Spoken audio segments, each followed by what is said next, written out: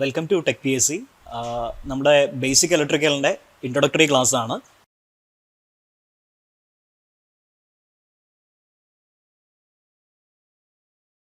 അപ്പോൾ അതിൻ്റെ ഫസ്റ്റ് സെഷനിലേക്ക് നമുക്ക് കിടക്കാം. ഓക്കെ, സോ ഫസ്റ്റ് നമ്മുടെ ബേസിക് ആയിട്ടുള്ള പോർഷൻസ് എന്ന് പറയുമ്പോൾ ഇലക്ട്രിക്കലിൻ്റെ ബേസിക് പോർഷൻസ് എന്ന് പറയുമ്പോഴത്തേക്കും ഫസ്റ്റ് വരുന്ന സബ് അറ്റോമിക് പാർട്ടിക്കിൾസ് വരും. പിന്നെ അതുപോലെ charge, current, electric potential difference, energy, power, പിന്നെ Ohm's law, resistance, conductance. Okay, ഇതൊക്കെയാണ് നമ്മൾ ഫസ്റ്റ് സെഷനിൽ ഡിസ്കസ് ചെയ്യുന്ന പോർഷൻസ് എന്ന് പറയുന്നത്. ഓക്കെ, നമുക്ക് അപ്പോൾ ഓരോന്നിലേക്ക് കടക്കാം. ഓക്കെ,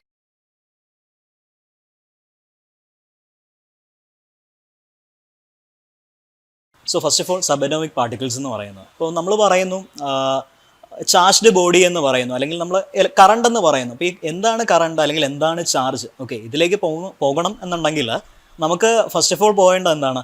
എന്തൊരു സാധനവും നമ്മുടെ ലോകത്ത് ഉണ്ടാക്കിയിരിക്കുന്നത് ആറ്റംസ് കൊണ്ടാണ്. ഓക്കെ, സോ ആറ്റംസ് ബേസ്ഡ് ആണ് എല്ലാ കാര്യങ്ങളും പോകുന്നത്. അപ്പോൾ ഓരോ ആറ്റംസിനകത്തും സബ് അറ്റോമിക് ആയിട്ടുള്ള കുറച്ച് പാർട്ടിക്കിൾസ് ഉണ്ട്. ഓക്കെ, അപ്പോൾ ആറ്റത്തിനകത്തുള്ള പാർട്ടിക്കിൾസ് നമ്മൾ പറയുന്നത് ഏതൊക്കെയാണ്? നമ്മൾ കുഞ്ഞു ക്ലാസ്സിൽ പഠിച്ചിട്ടൊക്കെ ഉള്ളതാണ്. ഏതാ? ഒരു അകത്ത് ന്യൂക്ലിയസ് എന്ന് പറയുന്ന ഒരു പോർഷനുമുണ്ട്, അതിന് മേളിലായിട്ട് അല്ലെങ്കിൽ അതിനെ സറൗണ്ട് ചെയ്യുന്ന രീതിയിൽ നമ്മൾ ഓർബിറ്റ്സും ഉണ്ട്. ആ ഓർബിറ്റ്സിൽ ചില പാർട്ടിക്കിൾസ് ഉണ്ടെന്ന് പറയുന്നു. ഓക്കെ, സോ ന്യൂക്ലിയസിനകത്ത് നമ്മൾ പറയുന്ന പാർട്ടിക്കിൾസ് അല്ലെങ്കിൽ ന്യൂക്ലിയസിനകത്ത് വരുന്ന പാർട്ടിക്കിൾസ് എന്ന് പറയുന്നത് ഏതൊക്കെയാണ്? പ്രോട്ടോൺസും ന്യൂട്രോൺസും വരും. ഇനി ന്യൂക്ലിയസിൻ്റെ പുറത്ത് ഓർബിറ്റിൽ സർക്കുലേറ്റ് ചെയ്യുന്ന അല്ലെങ്കിൽ അവിടെ റിവോൾവ് ചെയ്യുന്ന പാർട്ടിക്കിൾസിനെ പറയുന്ന പേരാണ് ഇലക്ട്രോൺസ് എന്ന് പറയുന്നത്. ഓക്കെ, സോ ബേസിക്കലി നമ്മുടെ സബ് അറ്റോമിക് പാർട്ടിക്കിൾസ് വരുന്ന ഇതൊക്കെയാണ്: neutrons, electrons and protons. Okay, so എന്താണ് ന്യൂട്രോൺ, എന്താണ് പ്രോട്ടോൺ, എന്താണ് ഇലക്ട്രോൺ? സോ ഇതിൻ്റെ ഒരു ഏറ്റക്കുറച്ചിലുകൾ ഏതൊരു ആറ്റം ആണെങ്കിലും ശരി, ഏതൊരു പാർട്ടിക്കിൾ ആണെങ്കിലും ശരി, അല്ലെങ്കിൽ ഏതൊരു മെറ്റീരിയൽ ആണെങ്കിലും ശരി, ഇതിൻ്റെ ഏറ്റക്കുറച്ചിലുകളുടെ അനുസരിച്ചിട്ടാണ് അതിൻ്റെ ബിഹേവിയർ അല്ലെങ്കിൽ ആ ഒരു മെറ്റീരിയലിൻ്റെ ബിഹേവിയർ, അതിൻ്റെ കെമിക്കൽ പ്രോപ്പർട്ടീസ്, ഫിസിക്കൽ പ്രോപ്പർട്ടീസ്, ഇതുപോലുള്ള എല്ലാ പ്രോപ്പർട്ടീസും ഡിപ്പെൻഡ് ചെയ്യുന്നത് ഇതിനെ ബേസ് ചെയ്തിട്ടാണ്. ഓക്കെ, സോ അങ്ങനെ വരുമ്പോഴത്തേക്കും ഫസ്റ്റ് ഓഫ് ഓൾ നമുക്ക് പറയേണ്ടത് ഏതാണ്? ഇലക്ട്രോൺസ്. ഓക്കെ, ഇലക്ട്രോൺസ് എന്ന് പറയുമ്പോഴത്തേക്കും അതിനെ ന്യൂക്ലിയസിന് ചുറ്റും ഓർബിറ്റ്സിൽ റൊട്ടേറ്റ് ചെയ്യുന്ന അല്ലെങ്കിൽ റിവോൾവ് ചെയ്യുന്ന പാർട്ടിക്കിൾസിനെയാണ് ഇലക്ട്രോൺസ് എന്ന് നമ്മൾ പറയുക. ഓക്കെ, ഈ ഇലക്ട്രോൺസ് എന്ന് പറയുമ്പോഴത്തേക്കും നെഗറ്റീവ്ലി ചാർജ്ഡ് ആണെന്ന് നമ്മൾ പറയും. ഓക്കെ, നമ്മൾ ചാർജിലേക്ക് വരുന്നതിന് മുന്നേയായിട്ട് ഞാൻ ആ പേര് പറയുകയാണ്, negatively charged. Okay, negatively charged ആയിട്ടുള്ള പാർട്ടിക്കിളാണ് ഇലക്ട്രോൺ എന്ന് പറയുന്നത്. അതുപോലെ ഇത് വളരെ നമ്മളൊരു ആറ്റം എടുക്കുമ്പോഴത്തേക്കും നമുക്ക് മനസ്സിലാവും എത്രയോ ചെറിയൊരു പാർട്ടിക്കിളാണ് ഈ ആറ്റം എന്ന് പറയുന്നത്. അപ്പോൾ അതിൻ്റെയും അകത്തുള്ള ഒരു മൈന്യൂട്ടായിട്ടുള്ള ഒരു ഭാഗമാണ് നമ്മുടെ ഇലക്ട്രോൺ എന്ന് പറയുന്നത്. ഓക്കെ, സോ അപ്പോൾ ഈ ഇലക്ട്രോൺ എന്ന് പറയുമ്പോൾ വളരെ വളരെ വെയിറ്റ് കുറഞ്ഞ അല്ലെങ്കിൽ മാസ് കുറഞ്ഞ ഒരു പാർട്ടിക്കിളാണ്. അപ്പോൾ അതിൻ്റെ നെഗറ്റീവ്ലി ചാർജ്ഡ് ആയിട്ടുള്ള ഒരു പാർട്ടിക്കിളാണ്. ഇനി ഇതുപോലെ അടുത്ത് പറയുന്ന ഏതാണ്? ന്യൂക്ലിയസിനകത്തുള്ളത് പ്രോട്ടോൺസും ന്യൂട്രോൺസും എന്ന് പറയുന്നത്. അപ്പോൾ പ്രോട്ടോൺ എന്ന് പറയുമ്പോഴത്തേക്കും പോസിറ്റീവ്ലി ചാർജ്ഡ് ആണ്, അതും സബ് അറ്റോമിക് ആയിട്ടുള്ളൊരു പാർട്ടിക്കിളാണ്. അത് വളരെ മാസ് കുറഞ്ഞൊരു പാർട്ടിക്കിൾ തന്നെയാണ്. പക്ഷേ എന്നിരുന്നാലും അത് ഇലക്ട്രോണിനെ കാട്ടിയും കുറച്ചും കൂടെ മാസ് ഉള്ള ഒരു പാർട്ടിക്കിളാണ് ഈ പ്രോട്ടോൺ എന്ന് പറയുന്നത്.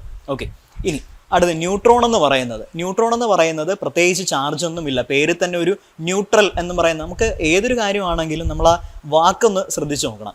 ഓക്കെ, ഈ പോസിറ്റീവ്, ഓക്കെ, പോസിറ്റീവ് ആയിട്ടുള്ള ഒരു പാർട്ടിക്കിൾ, അതാണ് നമ്മൾ ഈ പ്രോട്ടോൺ എന്ന് ഉദ്ദേശിക്കുന്നത്. ഓക്കെ, അതുപോലെ നമ്മുടെ ന്യൂട്രോണിൻ്റെ കാര്യം പറയുമ്പോൾ അതിൽ തന്നെ ഒരു ന്യൂട്രൽ എന്നുള്ളൊരു ചെറിയൊരു വേർഡ് കയറി വരുന്നുണ്ട്. ഓക്കെ, അപ്പം നമ്മൾ ഈ വാക്കുകളൊന്ന് ജസ്റ്റ് ഒന്ന് ശ്രദ്ധിച്ച് നോക്കിക്കഴിഞ്ഞാൽ നമുക്ക് മനസ്സിലാവും. ഓക്കെ, അപ്പോൾ ഈ ന്യൂട്രോൺ എന്ന് പറയുന്നത് ന്യൂട്രൽ ആയിട്ടുള്ളൊരു പാർട്ടിക്കിളാണ്. അപ്പോൾ അതിന് ഈ പറയുന്നത് പോലെ തന്നെ വളരെ മാസ് കുറവായിട്ടുള്ളൊരു കാര്യം തന്നെയാണ്. ഓക്കെ, സോ ഈ 3 പാർട്ടിക്കിൾസ് കാരണമാണ് നമ്മുടെ ഓരോ മെറ്റീരിയലിൻ്റെയും പ്രോപ്പർട്ടീസ് വേരി ചെയ്യുന്നത്. ഇനി ഏതൊരു ന്യൂട്രലായിട്ടുള്ള ഒരു ആറ്റം അല്ലെങ്കിൽ ഒരു പ്രത്യേകിച്ച് ആക്റ്റീവ് അല്ലാതിരിക്കുന്ന ഒരു പാർട്ടിക്കിൾ അല്ലെങ്കിൽ ഒരു മെറ്റീരിയൽ, അതിൻ്റെ ആറ്റം എന്ന് പറയുന്നത് എപ്പോഴും ന്യൂട്രൽ ആയിരിക്കും. അതായത് ന്യൂട്രൽ ആകണമെങ്കിൽ എന്താണ് ഇരിക്കണം അതിൻ്റെ ഒരു കണ്ടീഷൻ എന്ന് പറയുന്നത്? നമ്മുടെ പ്രോട്ടോൺസിൻ്റെ, ഈ ഒരു ആറ്റത്തിനകത്തുള്ള പ്രോട്ടോൺസിൻ്റെയും ഇലക്ട്രോൺസിൻ്റെയും എണ്ണം എന്ന് പറയുന്നത് ഈക്വൽ ആകുമ്പോൾ മാത്രമേ ഇത് ഒരു ന്യൂട്രലായിട്ടുള്ള ഒരു ആറ്റമായിട്ട് ആക്ട് ചെയ്യുള്ളൂ. സോ ഇപ്പോൾ ബേസിക്കലി നമ്മുടെ പ്രത്യേകിച്ച് വലിയ ആക്റ്റീവ് അല്ലാത്ത അല്ലെങ്കിൽ ഈ ചാർജ്ഡ് അല്ലാത്ത ഏതൊരു ബോഡി ആണെങ്കിലും ശരി, അത് ന്യൂട്രൽ ആയിരിക്കും. സോ അവരുടെ പ്രോട്ടോൺസിൻ്റെയും ഇലക്ട്രോൺസിൻ്റെയും എണ്ണം എന്ന് പറയുന്നത് സെയിം ആയിരിക്കും. ഓക്കെ, ഇനി നമുക്ക് ഓരോന്നിൻ്റെയും കറക്റ്റ് പാർട്ടിക്കിൾസിൻ്റെ, അതായത് നമ്മുടെ സബ് അറ്റോമിക് പാർട്ടിക്കിൾസിൻ്റെ കറക്റ്റ് വാല്യൂയിലോട്ടൊന്ന് നമുക്ക് ജസ്റ്റ് ഒന്ന് പോവാം. ഓക്കെ, ഇലക്ട്രോൺ എന്ന് പറയുമ്പോൾ നമ്മൾ പറയുന്നത് എന്താ? It's A negatively charge particle of an atom having negligible mass എന്നാണ് നമ്മൾ ഇലക്ട്രോണിനെ ഡിഫൈൻ ചെയ്യുന്നത്. ഇനി അതിൻ്റെ ചാർജ് പറയുന്നത് 1.602 × 10⁻⁻19 കൂളോം ആണ് അതിൻ്റെ ചാർജ് പറയുക. ഓക്കെ, സോ നമ്മൾ ചാർജ് പറയുമ്പോഴത്തേക്കും നമ്മൾ ഇതൊന്നുകൂടെ പറയും. ഓക്കെ, അപ്പോൾ ഇപ്പോൾ ഇങ്ങനെ ചിന്തിച്ചാൽ മതി, നമ്മുടെ ഒരു ഇലക്ട്രോണിൻ്റെ ചാർജ് എന്ന് പറയുമ്പോൾ 1.602 × 10⁻⁻19 കൂളോമാണ് ഒരു ഇലക്ട്രോണിൻ്റെ ചാർജ് എന്ന് പറയുന്നത്. ഓക്കെ, ഇനി അത് ഇലക്ട്രോൺ ആയതുകൊണ്ട് നമുക്ക് -1.602 എന്ന് വേണമെങ്കിലും പറയാം. ഓക്കെ, -1.602 × 10⁻⁻19 കൂളോം എന്ന് പറയാം. ഓക്കെ, ഇനി അടുത്ത് മാസ് ആണ് പറയുന്നത്. മാസ് പറയുമ്പോൾ ഒരു ഇലക്ട്രോണിൻ്റെ മാസ് എന്ന് പറയുന്നത് 9.109 × 10⁻31 കിലോഗ്രാം ആണ് അതിൻ്റെ മാസ് എന്ന് പറയുന്നത്, ഒരു ഇലക്ട്രോണിൻ്റെ മാസ് എന്ന് പറയുന്നത്. Okay, so next of all നമുക്ക് പോകേണ്ടത് ഏതാ? പ്രോട്ടോൺ. പ്രോട്ടോൺ എന്ന് പറയുമ്പോൾ എന്താ നമ്മൾ ഡിഫൈൻ ചെയ്യുന്നത്? It's A positively charge particle of an atom എന്ന് മാത്രമാണ് നമ്മൾ പ്രോട്ടോൺ നമ്മൾ ഡിഫൈൻ ചെയ്യുന്നത്. ഓക്കെ, അതിൻ്റെ ചാർജ് എന്ന് പറയുമ്പോൾ എന്തായിരിക്കും? It will B positively charge. നമ്മൾ പറഞ്ഞു പോസിറ്റീവ് ചാർജ് ആണെന്ന് നമ്മൾ പറഞ്ഞു. ഇനി അതിൻ്റെ വാല്യൂ എന്ന് പറയുന്നത് നേരത്തെ പറഞ്ഞതുപോലെ 1.602 × 10⁻⁻19 കൂളോം തന്നെ ആയിരിക്കും അതിൻ്റെയും ചാർജ്. പക്ഷേ പോസിറ്റീവ് ആയിരിക്കും. കാരണം എന്താ? നമുക്ക് ഇത് ന്യൂട്രലൈസ് ചെയ്ത് പോകണമെങ്കിൽ നമുക്ക് എന്താണ്, ഈ പ്രോട്ടോണിൻ്റെയും ഇലക്ട്രോണിൻ്റെയും ചാർജ് സെയിം തന്നെ ആയിരിക്കണമല്ലോ. ഒന്ന് മൈനസും മറ്റേത് പ്ലസ്സും ആയിരിക്കണം, വാല്യൂ സെയിം തന്നെ ആയിരിക്കണം. എങ്കിലേ ഇത് ന്യൂട്രലൈസ് ചെയ്ത് നമുക്ക് എന്താ ഒരു ന്യൂട്രലായിട്ടുള്ള ഒരു ആറ്റം നമുക്ക് കിട്ടത്തുള്ളൂ. ഓക്കെ, ഇനി ഇതിൻ്റെ മാസ് എന്ന് പറയുന്നത് 1.6727 × 10⁻⁻27 കിലോഗ്രാം ആണ് ഇതിൻ്റെ മാസ് എന്ന് പറയുന്നത്, ഒരു പ്രോട്ടോണിൻ്റെ മാസ് എന്ന് പറയുന്നത്. സോ അങ്ങനെ വരുമ്പോൾ നമുക്ക് ജസ്റ്റ് ഒരു ഐഡിയ കിട്ടും. അതായത് എന്താ, ഇലക്ട്രോണിനെക്കാട്ടിയും കുറച്ച് മാസ് കൂടുതലുണ്ട് പ്രോട്ടോൺ എന്ന് പറയുന്നത്. ഓക്കെ, സോ അപ്പോൾ അപ്രോക്സിമേറ്റ്ലി നമ്മൾ പറഞ്ഞു വരുമ്പോൾ ഒരു പ്രോട്ടോണിൻ്റെ മാസ് എന്ന് പറയുമ്പോൾ അപ്രോക്സിമേറ്റ്ലി 1837 ടൈംസ് അല്ലെങ്കിൽ 1836 ടൈംസ് ഓഫ് ആൻ ഇലക്ട്രോൺ എന്നാണ് നമ്മൾ പറയുക. ഓക്കെ, ഒരു പ്രോട്ടോണിൻ്റെ മാസ് എന്ന് പറയുമ്പോൾ 1836 ഇലക്ട്രോൺസ് ചേരുമ്പോൾ ആയിരിക്കും ഒരു പ്രോട്ടോണിൻ്റെ മാസിന് ഇക്വലൻ്റ് ആകുന്നത്. ഓക്കെ, സോ ഇങ്ങനെയുള്ള വാല്യൂസ് നിങ്ങളൊന്ന് എപ്പോഴും മൈൻഡിൽ കരുതിക്കോളുക. കാരണം വെച്ചാൽ നമുക്ക് എപ്പോഴും ഈ MCQസിനൊക്കെ ചോദിക്കാൻ സാധ്യതയുള്ള ഇങ്ങനെ കുറച്ച് കാര്യങ്ങളാണ്. ഇതിൻ്റെ ചാർജ്, ഇതിൻ്റെ വെയിറ്റ്, ഇപ്പോൾ ഇലക്ട്രോൺ എത്ര ടൈംസ് ആയിരിക്കാം, അല്ലെങ്കിൽ ഇപ്പോൾ ഇനി ഒരു ഇലക്ട്രോണിൻ്റെ മാസ് എന്ന് പറയുന്നത് പ്രോട്ടോണിൻ്റെ എത്ര ആയിരിക്കാം, അങ്ങനെ പറയുമ്പോൾ എത്രയായിരിക്കും? 1/1837 ടൈംസ് എന്നുള്ള രീതിയിലായിരിക്കും നമ്മൾ പറയുക. ഓക്കെ, അതായത് 1800 അല്ലെങ്കിൽ അതിൻ്റെ ഒരു ഭാഗത്തിൽ 1837 അത്രയും മൈന്യൂട്ടായിട്ടായിരിക്കും അത് വരിക. ഓക്കെ, സോ അടുത്ത പറയുന്നത് എന്താ? Neutron. Okay, neutron is a neutrally charge particle of an atom.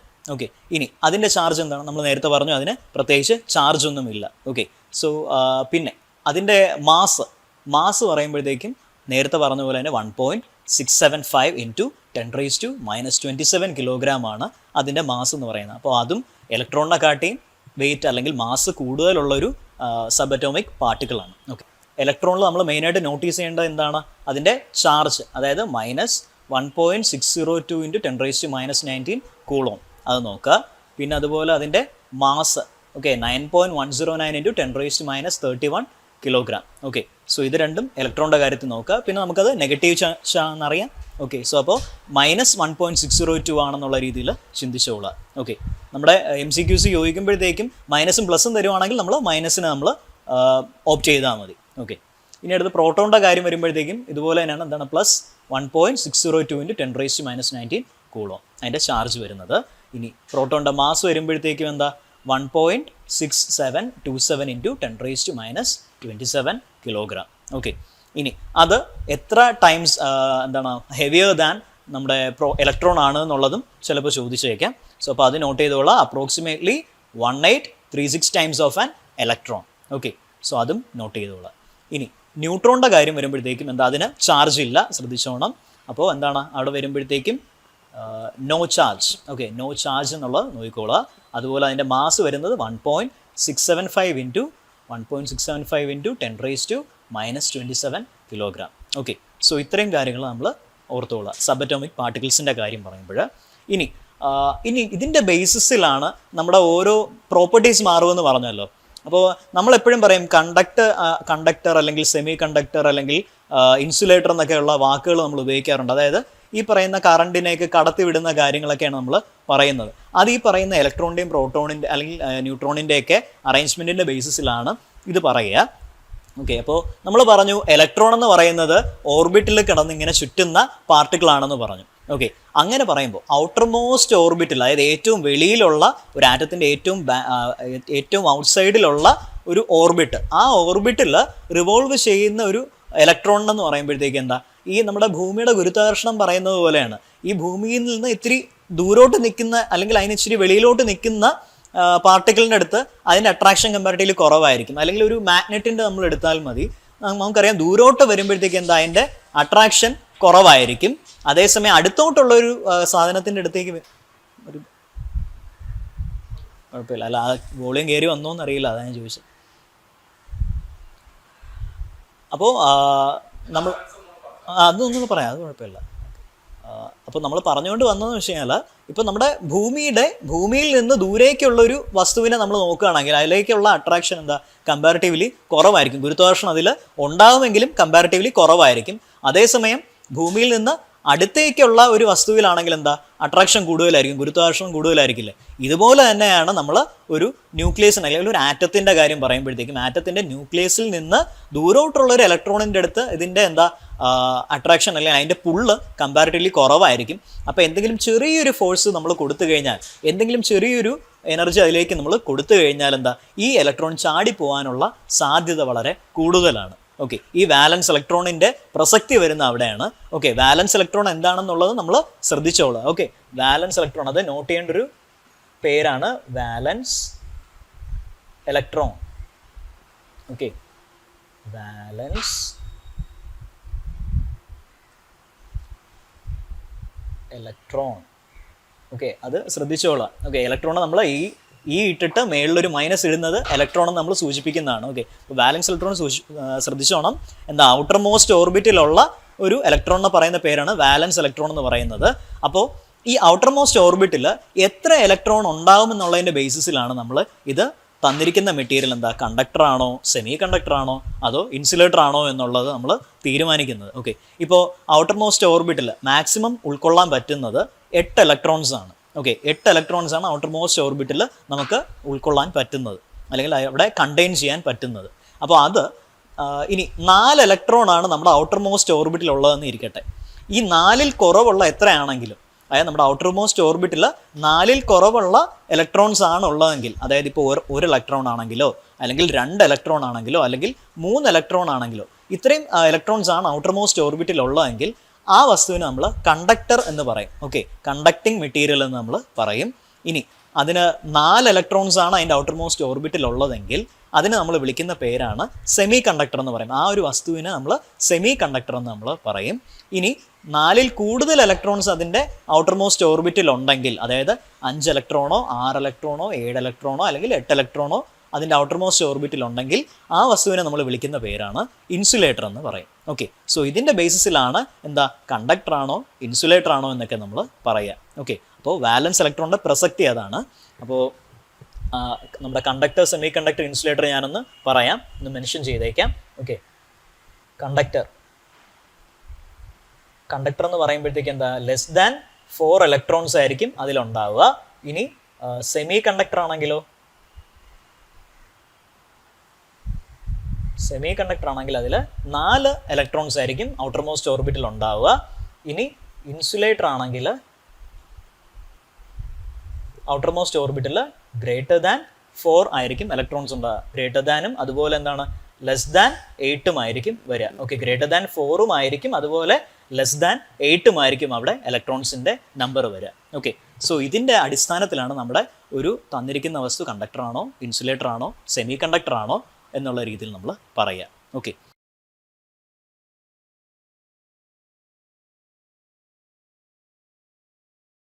ഇനി അടുത്ത് വരുന്ന ടോപ്പിക് എന്ന് പറഞ്ഞാൽ ചാർജ്. ഓക്കെ, നമ്മൾ ഇതുവരെ പറഞ്ഞല്ലോ positively charge, negatively charged. Okay, എന്താണ് ചാർജ് എന്ന് പറയുന്നത്? ഓക്കെ, ചാർജ് വേറൊന്നുമില്ല, നമ്മുടെ ഒരു തന്നിരിക്കുന്ന വസ്തുവിൽ എന്താണ് ഇലക്ട്രോൺസിൻ്റെ അഭാവവും ആധിക്യവുമാണ് നമ്മൾ ചാർജ് എന്ന് പറയുക. ഓക്കെ, അതിന് നമ്മൾ പറയുന്ന ഡെഫിനിഷൻ എന്ന് പറയുന്നത് ഏതാണ്? Total deficiency or excess of electrons in an atom is called charge. Okay, നമുക്ക് തന്നിരിക്കുന്ന ഒരു ആറ്റത്തിൽ ഇലക്ട്രോൺസിൻ്റെ എണ്ണം കൂടുതലുണ്ടെങ്കിൽ, ഇലക്ട്രോൺസിൻ്റെ ആധിക്യമുണ്ട് എന്നുണ്ടെങ്കിൽ നമ്മൾ അതിന് പറയുന്നതാണ് അത് നെഗറ്റീവ്ലി ചാർജ്ഡ് ആയിട്ടുള്ളൊരു ആറ്റമാണ് എന്ന് നമ്മൾ പറയും. ഇനി പോസിറ്റീവ്ലി ചാർജ്ഡ് ആയിട്ടുള്ള ഒരു ആറ്റം ആണ് എന്നുണ്ടെങ്കിൽ നമ്മൾ പറയുന്നത് എന്താ, അതിൽ എന്താണ് ഡെഫിഷ്യൻസി ആണ്, എക്സസ് അല്ല, ഡെഫിഷ്യൻസി ഓഫ് ഇലക്ട്രോൺസ് ആയിരിക്കും അവിടെ ഉണ്ടാവുക. അതായത് ഇലക്ട്രോൺസിൻ്റെ കുറവാണ് അവിടെ അതിനെ പോസിറ്റീവ് ആക്കുന്നത്, ആ ആറ്റത്തിനെ പോസിറ്റീവ് ആക്കുന്നത്. ഓക്കെ, സോ അങ്ങനെയാണ് നമ്മൾ പറയുന്നത് total deficiency or excess of electrons in an atom ആണ് അതിൻ്റെ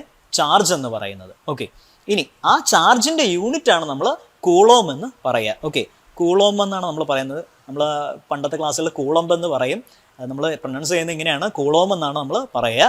ഓക്കെ, സി എന്നാണ് നമ്മളത് മെൻഷൻ ചെയ്യുന്നത്. സി, കൂളോംബിൻ്റെ സി വെച്ചിട്ടാണ് നമ്മൾ ആ യൂണിറ്റ് മെൻഷൻ ചെയ്യുക. ഇനി ഒരു കൂളോം എന്ന് പറഞ്ഞു കഴിഞ്ഞാൽ നമ്മുടെ എത്ര ഇലക്ട്രോൺസിൻ്റെ ചാർജിന് ഇക്വലൻ്റ് ആണെന്ന് പറയാം.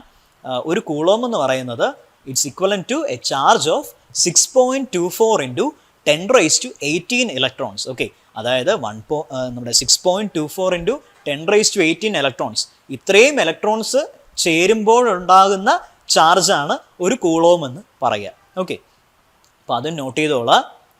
Charge of one coulomb charge എന്ന് പറഞ്ഞാൽ ചാർജ് ഓഫ് 6.24 ഇൻറ്റു 10⁻18 ഇലക്ട്രോൺസ് എന്നാണ്. ഓക്കെ, സോ അതും നോട്ട് ചെയ്തോളാം. ഓക്കെ, അപ്പോൾ നമ്മൾ ചാർജ് പറഞ്ഞു, സബ് അറ്റോമിക് പാർട്ടിക്കിൾസ് പറഞ്ഞു. ഓക്കെ, ഇത്രയായി. ഇനിയാണ് നമുക്ക് എന്താ കറണ്ട് എന്താന്നുള്ളത് പറയേണ്ടത്. ഓക്കെ,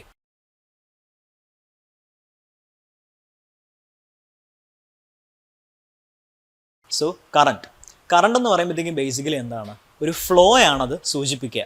കറണ്ട് നമ്മൾ റിവർ കറണ്ട് എന്നൊക്കെ പറയാറില്ലേ, ഒരു നദിയുടെ ഒഴുക്ക്. ഈ കറണ്ട് എന്ന് പറയുന്ന ഒഴുക്കിനെയാണ് സൂചിപ്പിക്കുന്നത്.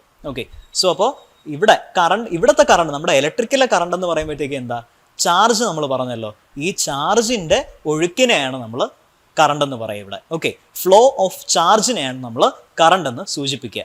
അപ്പോൾ ഇവിടെ ചാർജ് എന്ന് പറയുമ്പോഴത്തേക്കും നമ്മുടെ ഇലക്ട്രോൺസിൻ്റെ ഫ്ലോവിനെയാണ് ഇവിടെ നമ്മൾ എന്താ കറണ്ട് എന്ന് സൂചിപ്പിക്കുന്നത്. ഓക്കെ, നമ്മൾ ഡിഫൈൻ ചെയ്യുകയാണെങ്കിൽ ഇങ്ങനെ പറയും, it is the rate of flow of charge എന്ന് നമ്മൾ പറയും. ഓക്കെ, കറണ്ട് എന്ന് പറയുന്നത്. ഓക്കെ, ഇനി സാധാരണഗതിയിൽ ഫ്ലോ ഓഫ് ഇലക്ട്രോൺസ് നമ്മൾ പറയുന്നത് എപ്പോഴും എങ്ങനെയാണ്, നെഗറ്റീവ് പൊട്ടൻഷ്യലിൽ നിന്ന് പോസിറ്റീവ് പൊട്ടൻഷ്യലിലേക്ക്.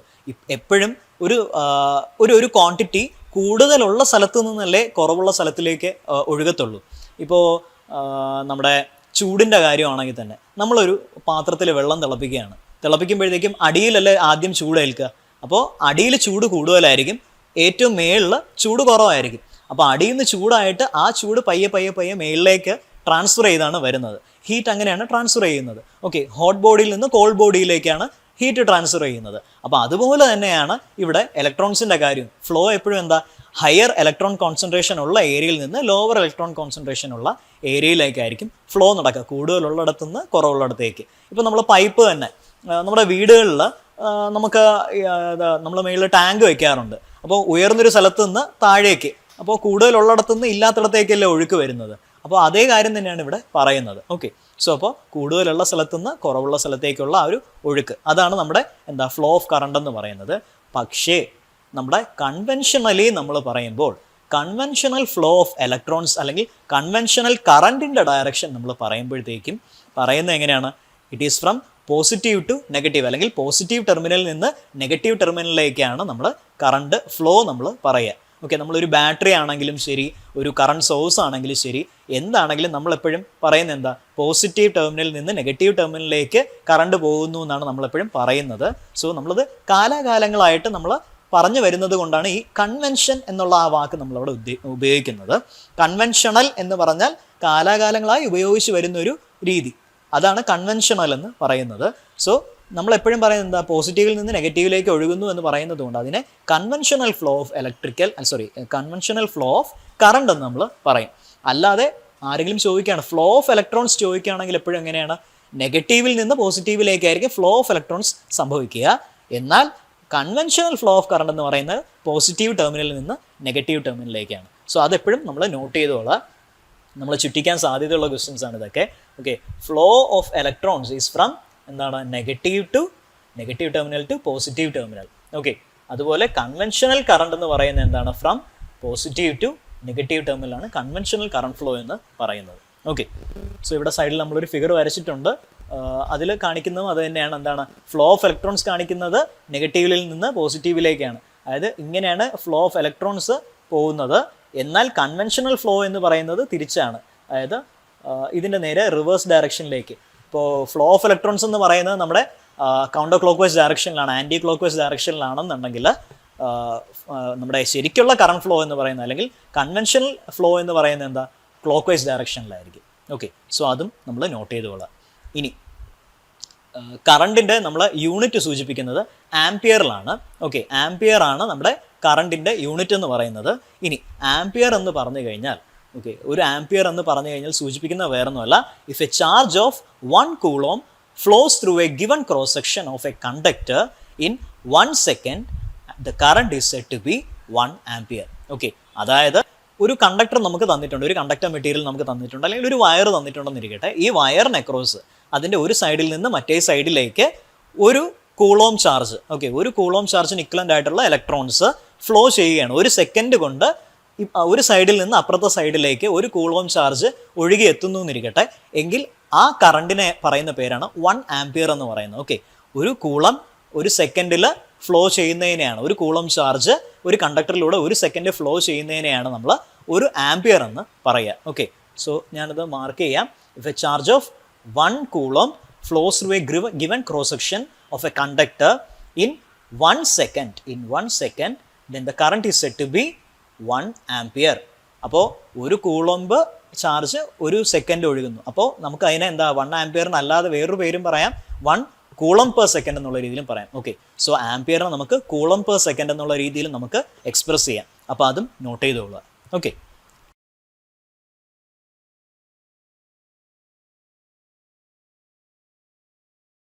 ഇനി അടുത്ത് വരുന്നത് ഇലക്ട്രിക് പൊട്ടൻഷ്യൽ എന്ന് പറയുന്ന ടോപ്പിക്കാണ്. ഓക്കെ, ആ പേര് തന്നെയുണ്ട് പൊട്ടൻഷ്യൽ. നേരത്തെ നമ്മൾ കറണ്ടിൻ്റെ കാര്യം പറഞ്ഞ പോലെ പൊട്ടൻഷ്യൽ, നമ്മൾ പൊട്ടൻഷ്യൽ എന്ന് പറയുമ്പോഴത്തേക്കും എന്താ, പൊട്ടൻഷ്യൽ എന്ന് പറയുമ്പോഴത്തേക്കും ഓക്കെ, ഒരാളെ കണ്ടാൽ പൊട്ടൻഷ്യൽ ഉണ്ടെന്ന് നമ്മൾ പറയും. അതായത് എന്തോ വർക്ക് ചെയ്യാനുള്ള കേപ്പബിലിറ്റി അയാളിലുണ്ട് എന്നുള്ളതാണ് നമ്മൾ പൊട്ടൻഷ്യൽ കൊണ്ട് സൂചിപ്പിക്കുക. ഇനി അല്ല, നമ്മൾ കുഞ്ഞുനാളിൽ പഠിച്ച പൊട്ടൻഷ്യൽ എനർജി തന്നെ ഇരിക്കട്ടെ. പൊട്ടൻഷ്യൽ എനർജി എന്ന് പറയുമ്പോഴത്തേക്ക് എന്താ, ഒരു പൊസിഷനിൽ ഇരിക്കുന്നത് അല്ലെങ്കിൽ ഒരു വസ്തുവിനെ അതിൻ്റെ പൊസിഷനിൽ ഉള്ള എനർജി, ആ ഒരു പൊസിഷൻ കൊണ്ടുള്ള എനർജിയെയാണ് പൊട്ടൻഷ്യൽ എനർജി എന്നുകൊണ്ട് നമ്മൾ സൂചിപ്പിക്കുക.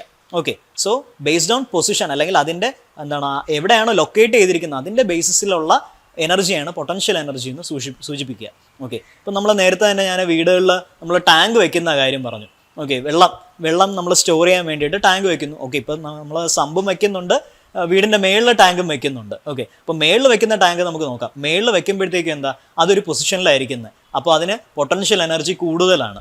അതുകൊണ്ടാണ് നമ്മളെപ്പോഴും ടാങ്ക് മേളിൽ വെക്കുന്നത്. എന്തുകൊണ്ടാണ്, പൊട്ടൻഷ്യൽ കൂടുതലുള്ളിടത്തു നിന്ന് കുറവുള്ളിടത്തേക്ക് ഒഴുകും. നമ്മൾ നേരത്തെ പറഞ്ഞു എന്താ, ഇലക്ട്രോൺസ് കൂടുതലുള്ളിടത്തു നിന്ന് കുറവുള്ളിടത്തേക്ക് ഒഴുകുമെന്ന് പറഞ്ഞില്ലേ. അതുപോലെ തന്നെയാണ് ഇവിടെയും എന്താണ്, ഒരു ടാങ്ക് ഹയർ പൊസിഷനിൽ വെക്കുമ്പോഴത്തേക്കും ഗ്രൗണ്ട് ലെവലിലുള്ള പൊട്ടൻഷ്യൽ എനർജിയെ കാട്ടി ഹയർ ലെവലിൽ അതിന് പൊട്ടൻഷ്യൽ എനർജി കൂടുതലായിരിക്കും.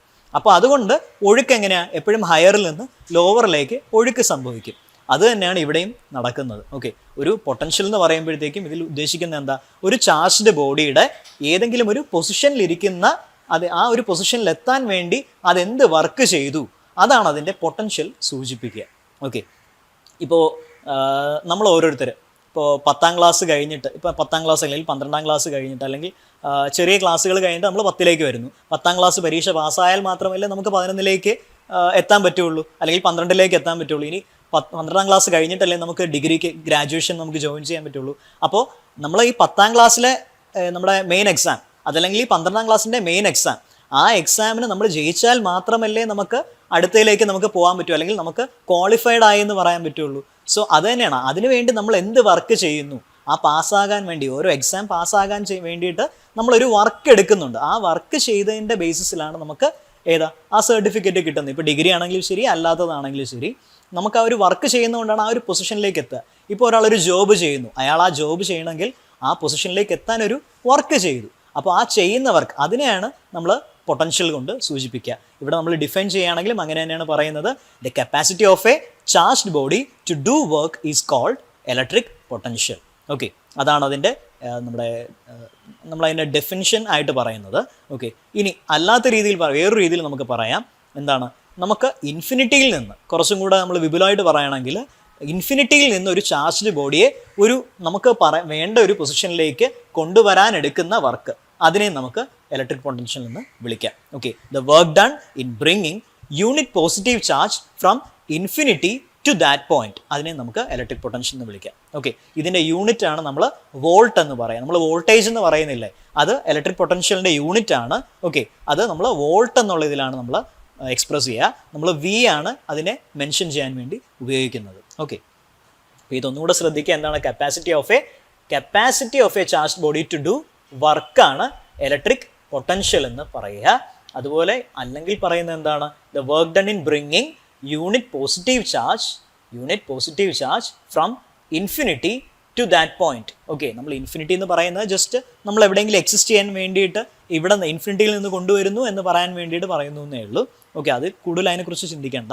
ഓക്കെ, ഒരു പോയിന്റിലേക്ക് കൊണ്ടുവരാൻ വേണ്ടി, നമുക്ക് വേണ്ട ഒരു പോയിന്റിലേക്ക് ഒരു ചാർജിനെ കൊണ്ടുവരാൻ വേണ്ടിയിട്ട് എത്ര വർക്ക് നമ്മൾ ചെയ്യുന്നു, അതിനെയാണ് നമ്മൾ എന്താ പൊട്ടൻഷ്യൽ എന്ന് പറയുക.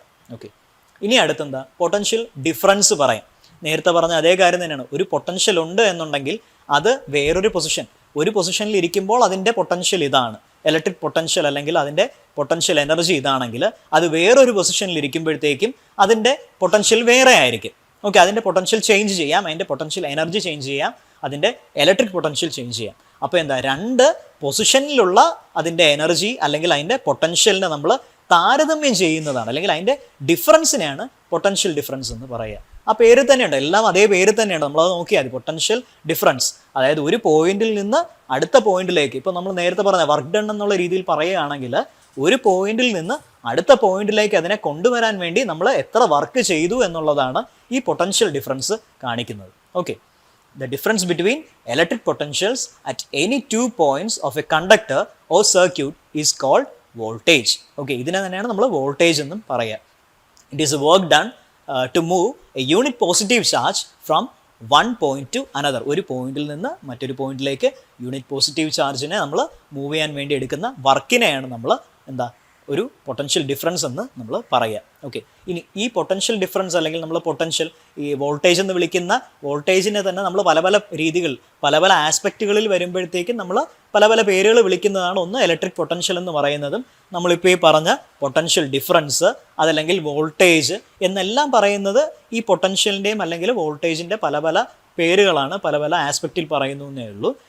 ഇതല്ലാതെ നമ്മൾ സ്ഥിരം കേൾക്കാറുള്ള വേറൊരു പേരുണ്ട്, EMF എന്ന് നമ്മൾ പറയാറുണ്ട്, ഇലക്ട്രോ മോട്ടീവ് ഫോഴ്സ് എന്ന് നമ്മൾ പറയും. ഓക്കെ, ഈ ഇലക്ട്രോ മോട്ടീവ് ഫോഴ്സ് എന്ന് പറയുന്നതും ഇത് തന്നെയാണ്, നമ്മൾ വോൾട്ടേജ് അല്ലെങ്കിൽ പൊട്ടൻഷ്യൽ ഡിഫറൻസിനെ തന്നെയാണ് അത് സൂചിപ്പിക്കുന്നത്. ബേസിക് ഐഡിയ അത് തന്നെയാണ്.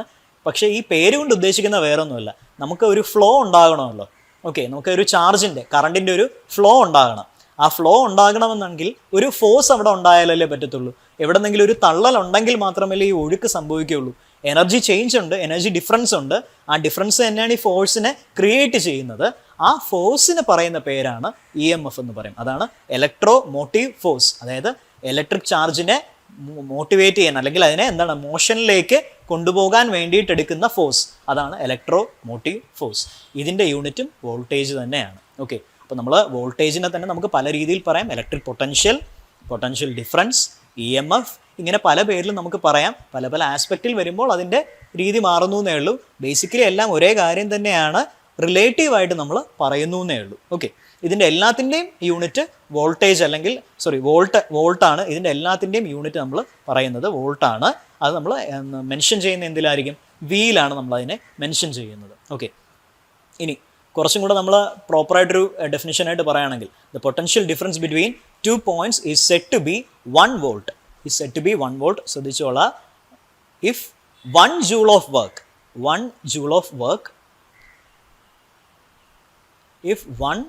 joule of work is done in transferring a charge of 1 coulomb from one point to another. Okay, അതായത് നമ്മൾ ഒരു ചാർജ് കൂളോമിന്, ഓക്കെ, ഒരു കൂളോം ചാർജിനെ ഒരു പോയിന്റിൽ നിന്ന് അടുത്ത പോയിന്റിലേക്ക് കൊണ്ടുവരാൻ വേണ്ടി നമ്മൾ 1 ജൂള് വർക്ക് ചെയ്യുകയാണ് എന്നുണ്ടെങ്കിൽ, ഓക്കെ, അങ്ങനെയാണെങ്കിൽ അപ്പോൾ ഉണ്ടാകുന്ന ആ പൊട്ടൻഷ്യൽ ഡിഫറൻസിനെയാണ് നമ്മൾ 1 volt എന്ന് പറയുക. ഓക്കെ, സോ അത് നമ്മൾ ശ്രദ്ധിച്ചോണം. ഓക്കെ, പിന്നെ ശ്രദ്ധിക്കേണ്ടത് ഇലക്ട്രോ മോട്ടീവ് ഫോഴ്സ് എന്നുള്ള ആ ഒരു ടേം, അത് നമ്മൾ ശ്രദ്ധിച്ചോളാം. ഇലക്ട്രോ മോട്ടീവ് ഫോഴ്സ് അതൊരു ഡ്രൈവിംഗ് ഫോഴ്സ് ആണ്. ഓക്കെ, ഇലക്ട്രിക് ഫ്ലോ ഉണ്ടാകാൻ വേണ്ടി അല്ലെങ്കിൽ കറണ്ട് ഫ്ലോ ഉണ്ടാകാൻ വേണ്ടിയിട്ടുള്ളൊരു ഡ്രൈവിംഗ് ഫോഴ്സ് ആണത്. ഓക്കെ, എല്ലാ ആ പേരുകൾ നമ്മൾ ശ്രദ്ധിച്ചു കഴിഞ്ഞാൽ അതിൽ തന്നെ നമുക്ക് മനസ്സിലാവും. ഓക്കെ, അത് ശ്രദ്ധിച്ചോളാം. ഇനി അടുത്ത് നമ്മൾ പറയുന്നത് എന്താ, കോമൺ ആയിട്ട് വരുന്ന ഒരു ലോ ആണ് നമ്മുടെ ഇലക്ട്രിക്കലിൽ വരുമ്പോൾ ഏറ്റവും ബേസിക് ആയിട്ടുള്ളൊരു ലോ, ഓംസ് ലോ എന്ന് പറയും. ഓക്കെ, അത് ആ ലോ കൊണ്ടുവന്ന ആളുടെ പേര് വെച്ചിട്ട് അത് അറിയപ്പെടുന്നു എന്നേ ഉള്ളൂ, ഓം എന്ന് പറയുന്നത്. ഓക്കെ, സോ ആ ലോ പറയുന്നത് വേറൊന്നുമല്ല, ഒരു പർട്ടിക്കുലർ ടെമ്പറേച്ചറിൽ അല്ലെങ്കിൽ നമുക്കൊരു ടെമ്പറേച്ചർ തന്നിട്ടുണ്ട്. ആ ടെമ്പറേച്ചറിൽ എന്താ നമുക്കൊരു കണ്ടക്ടറിന് അക്രോസ് ഇത്ര വോൾട്ടേജ് ഉണ്ട്. അപ്പോൾ ആ വോൾട്ടേജിന് കറസ്പോണ്ടിങ് ആയിട്ടായിരിക്കും എപ്പോഴും ആ കണ്ടക്ടറിന് അക്രോസ് ഉണ്ടാകുന്ന കറണ്ട് ഫ്ലോ. ഓക്കെ, അതായത് ആ തന്നിരിക്കുന്ന കണ്ടക്ടറിൻ്റെ രണ്ട് എൻഡിൻ്റെ എക്രോസ് ഉണ്ടാകുന്ന ഒരു പൊട്ടൻഷ്യൽ ഡിഫറൻസ് ഉണ്ടാവുമല്ലോ, ഒരു വോൾട്ടേജ്. ആ വോൾട്ടേജിനനുസരിച്ചിട്ടായിരിക്കും അതിലുണ്ടാവുന്ന കറണ്ട് ഫ്ലോ എന്ന് പറയുന്നത്. ഓക്കെ, അതായത് വോൾട്ടേജ് കൂടുതലാണെങ്കിൽ കറണ്ട് കൂടുതലായിരിക്കും എന്നുള്ള രീതിയിലാണിത് പറയുക. Okay, it will be directly proportional. Okay, the current will be directly proportional to the voltage across its ends. അതാണ് അവർ സൂചിപ്പിക്കുന്നത്. ഓക്കെ, നമ്മുടെ വോൾട്ടേജ് കൂടുന്നതിനനുസരിച്ചിട്ട് കറണ്ട് കൂടും. അതാണ് ഓംസ് ലോ സൂചിപ്പിക്കുന്നത്. അതിൽ ശ്രദ്ധിക്കേണ്ട ഒരു പോയിന്റ് എന്ന് പറഞ്ഞാൽ അറ്റ് കോൺസ്റ്റൻറ്റ് ടെമ്പറേച്ചർ എന്നുള്ളത് നമ്മളെപ്പോഴും നോക്കണം. ടെമ്പറേച്ചർ മാറുകയാണെന്നുണ്ടെങ്കിൽ ഇവിടുത്തെ കളി മൊത്തം മാറും. ഓക്കെ, ആ വേരിയേഷൻ ഉണ്ടാവും. ടെമ്പറേച്ചർ മാറുന്നതിനനുസരിച്ചിട്ട് ഈ പറയുന്ന കറണ്ടിൻ്റെ ഫ്ലോയ്ക്ക് വേരിയേഷൻ ഉണ്ടാവും. കാരണം ഇതിനിടയിൽ വേറൊരു കാര്യം വരുന്നുണ്ട്, വേറൊരു പ്രോപ്പർട്ടി അല്ലെങ്കിൽ വേറൊരു ടേം വരുന്നുണ്ട്, റെസിസ്റ്റൻസ് എന്ന് പറയുന്നത്. അത് നമ്മൾ അടുത്ത് നോക്കുന്ന അതാണ്. അപ്പോൾ ഈ ടെമ്പറേച്ചർ വേരി ചെയ്യുന്നതിനനുസരിച്ചിട്ട് നമ്മുടെ ഏത് മെറ്റീരിയലാണോ നമ്മൾ യൂസ് ചെയ്യുന്നത്, കണ്ടക്ടറിൻ്റെയൊക്കെ ഈ അതിൻ്റെ കറണ്ടിനെ കടത്തിവിടുന്ന അതിൻ്റെ പ്രോപ്പർട്ടി ഉണ്ട്, അതൊക്കെ മാറാൻ സാധ്യതയുണ്ട്. അതുകൊണ്ടാണ് നമ്മൾ എടുത്തു പറയുന്നത് അറ്റ് കോൺസ്റ്റൻറ്റ് ടെമ്പറേച്ചർ എന്ന് ഓംസ് ലോ എടുത്തു പറയുന്നത്. അതുകൊണ്ടാണ്. Okay, at constant temperature the current through any conductor is directly proportional to the potential difference between its ends. Okay, അതാ പറയുന്നത്. And if the V is the voltage between two ends of the conductor and I is the current through the conductor, then V is directly proportional to I. Okay, അതാണ് ഇവിടെ നമ്മൾ mention ചെയ്യുന്ന V is directly proportional to I. V എന്ന് പറയുന്നത് സൂചിപ്പിക്കുന്ന അതിൻ്റെ വോൾട്ടേജും അതുപോലെ I എന്ന് പറയുന്നത് ആ കറണ്ടുമാണ്. Okay, V will be directly proportional to I. ഇനി ഈ നമ്മൾ പ്രൊപ്പോർഷണാലിറ്റി എപ്പോഴും നമ്മൾ മാറ്റുന്നത് എങ്ങനെയാണ്? ഒരു കോൺസ്റ്റൻ്റ് അതിൻ്റെ കൂടെ മൾട്ടിപ്ലൈ ചെയ്യുമ്പോഴാണ് ഈ പ്രൊപ്പോർഷണാലിറ്റി മാറിയിട്ട് അതൊരു ഇക്വേഷനായിട്ട് മാറുന്നത്. ഓക്കെ, അപ്പോൾ ആ മാറാൻ വേണ്ടി, ഇക്വേഷനായിട്ട് മാറാൻ വേണ്ടി നമ്മൾ ഒരു കോൺസ്റ്റൻ്റ് അവിടെ മൾട്ടിപ്ലൈ ചെയ്യുന്നു. ആ കോൺസ്റ്റൻ്റ് എപ്പോഴും സൂചിപ്പിക്കുന്നത് എന്താ? നമ്മൾ ആ ഉപയോഗിക്കുന്ന കണ്ടക്ടർ മെറ്റീരിയലില്ലേ, അതിൻ്റെ പ്രോപ്പർട്ടി, അതിൻ്റെ ക്വാളിറ്റിയാണ് ഈ കോൺസ്റ്റൻ്റ് എപ്പോഴും സൂചിപ്പിക്കുക. ആ മെറ്റീരിയലിൻ്റെ സ്വഭാവത്തിനെയാണ് എപ്പോഴും അത് സൂചിപ്പിക്കുക. കാരണം അതിനെയും കൂടെ ബേസ് ചെയ്ത് അല്ലെങ്കിൽ അതിനെയും കൂടെ ആശ്രയിച്ചായിരിക്കുമല്ലോ ഈ കറണ്ട് ഫ്ലോ ഒക്കെ ഇരിക്കുന്നത്. സോ അതാണ് ആ ഒരു പ്രോപ്പർട്ടിയും കൂടെ നമ്മൾ മൾട്ടിപ്ലൈ ചെയ്യുന്നത്. സോ അങ്ങനെ പറയുമ്പോൾ V is equal to I R എന്ന് പറയും. ആ കോൺസ്റ്റൻ്റ് നമ്മൾ R എന്നുള്ളൊരു പേര് കൊടുക്കും. ഓക്കെ, ആ R എന്ന് പറയുന്ന പേര് വരുന്നതാണ് റെസിസ്റ്റൻസ് എന്ന് പറയുന്നത്. ആ പ്രോപ്പർട്ടി അല്ലെങ്കിൽ ആ ഒരു സ്വഭാവത്തിനെയാണ് നമ്മൾ റെസിസ്റ്റൻസ് എന്ന് പറയുക. ഓക്കെ, റെസിസ്റ്റൻസ് ഓഫ് ദ കണ്ടക്ടറാണ് ഈ R കൊണ്ട് നമ്മൾ സൂചിപ്പിക്കുന്നത്. ഓക്കെ, R എന്ന് പറയുമ്പോൾ റെസിസ്റ്റൻസ് ഓഫ് ദ കണ്ടക്ടർ. അപ്പോൾ അത് നോട്ട് ചെയ്തോളാം.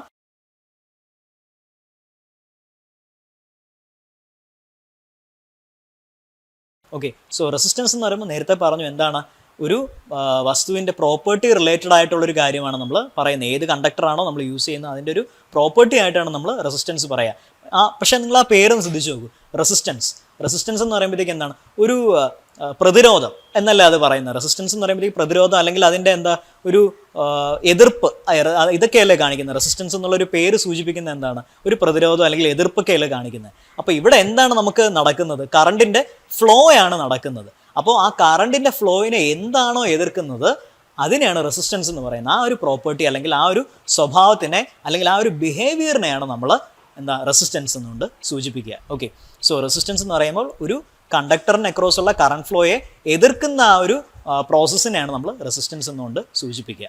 ഓക്കെ, അതെപ്പോഴും ആ കണ്ടക്ടർ മെറ്റീരിയലിൻ്റെ പ്രോപ്പർട്ടി അല്ലെങ്കിൽ അതിൻ്റെ സ്വഭാവം പോലെ ഇരിക്കും. അത് ചേഞ്ച് ചെയ്തുകൊണ്ടിരിക്കും. ഓരോ മെറ്റീരിയലിനും ഓരോ റെസിസ്റ്റൻസ് ആയിരിക്കും. പിന്നെ നമ്മൾ യൂസ് ചെയ്യുന്ന സാഹചര്യം, ടെമ്പറേച്ചർ എല്ലാത്തിനെയും ഡിപ്പെൻഡ് ചെയ്താണ് ഇരിക്കുന്നത്. നമുക്കതിലേക്ക് പോകാം. റെസിസ്റ്റൻസിൻ്റെ കൂടുതൽ കാര്യങ്ങൾ നമുക്ക് ഒരുപാട് പറയാനുണ്ട്, നമുക്കതിലേക്ക് പോവാം.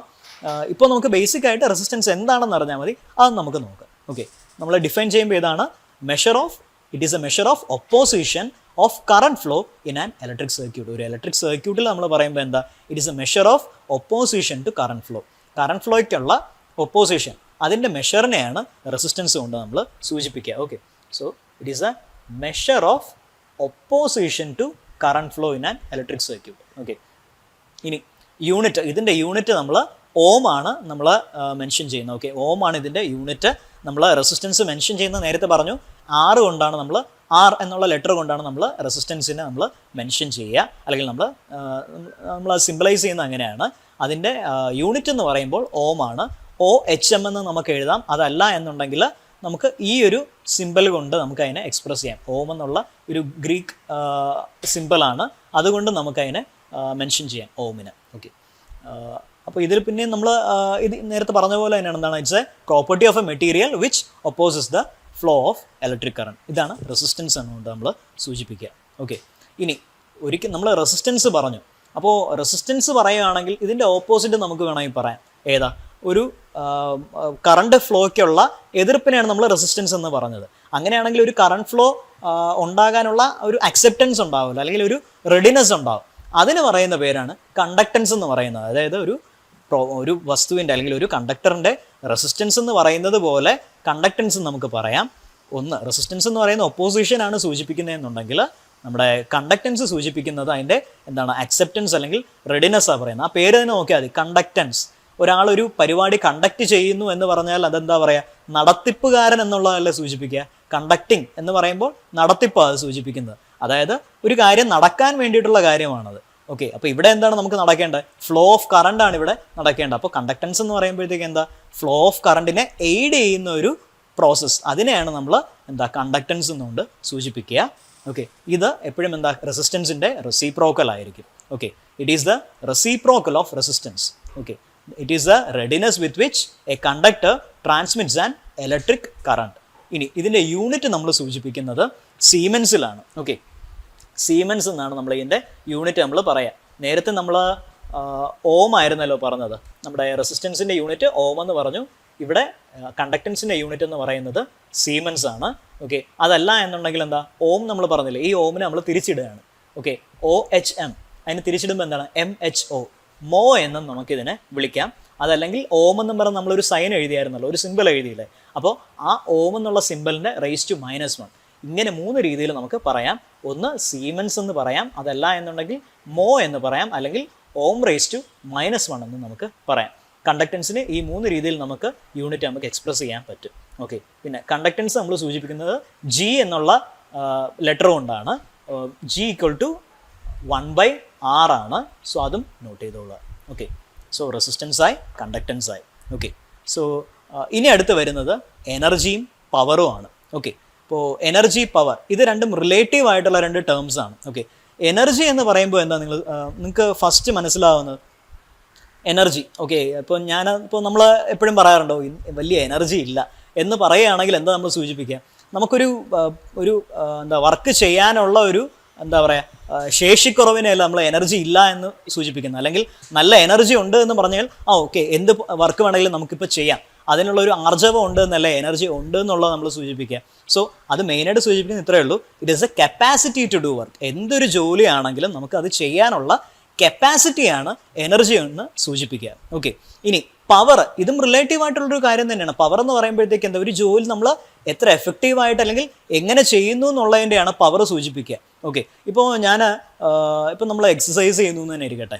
ഓക്കെ, ഇപ്പോൾ നമ്മൾ എക്സസൈസ് ചെയ്യാൻ നേരത്ത് നമ്മളിപ്പോൾ ഒരു പെർട്ടിക്കുലർ രീതിയിൽ ഇപ്പോൾ നമ്മൾ പുഷപ്പ് എടുക്കുന്നു എന്നിരിക്കട്ടെ. ഓക്കെ, ഇപ്പോൾ നമ്മളൊരു പുഷപ്പ് എടുക്കുകയാണെന്ന്, ഇപ്പോൾ ഒരു 10 പുഷപ്പ് എടുക്കുന്നു. ഇപ്പോൾ 1 മിനിറ്റ് കൊണ്ട് ഞാൻ 10 പുഷപ്പ് എടുക്കുന്നു. അങ്ങനെ എത്ര നേരം എനിക്ക് പുഷപ്പ് എടുക്കാൻ പറ്റുന്നു എന്നുള്ളതാണ് എൻ്റെ എനർജി കാണിക്കുന്നത്. പക്ഷേ 1 മിനിറ്റ് അല്ലെങ്കിൽ 1 സെക്കൻഡ് കൊണ്ട് എത്ര പുഷപ്പ് എടുക്കാൻ പറ്റുന്നു എന്നുള്ളതാണ് എൻ്റെ പവർ കാണിക്കുന്നത്. അതല്ലെങ്കിൽ നമ്മൾ ഒരാളെ ഇടിക്കുന്നു.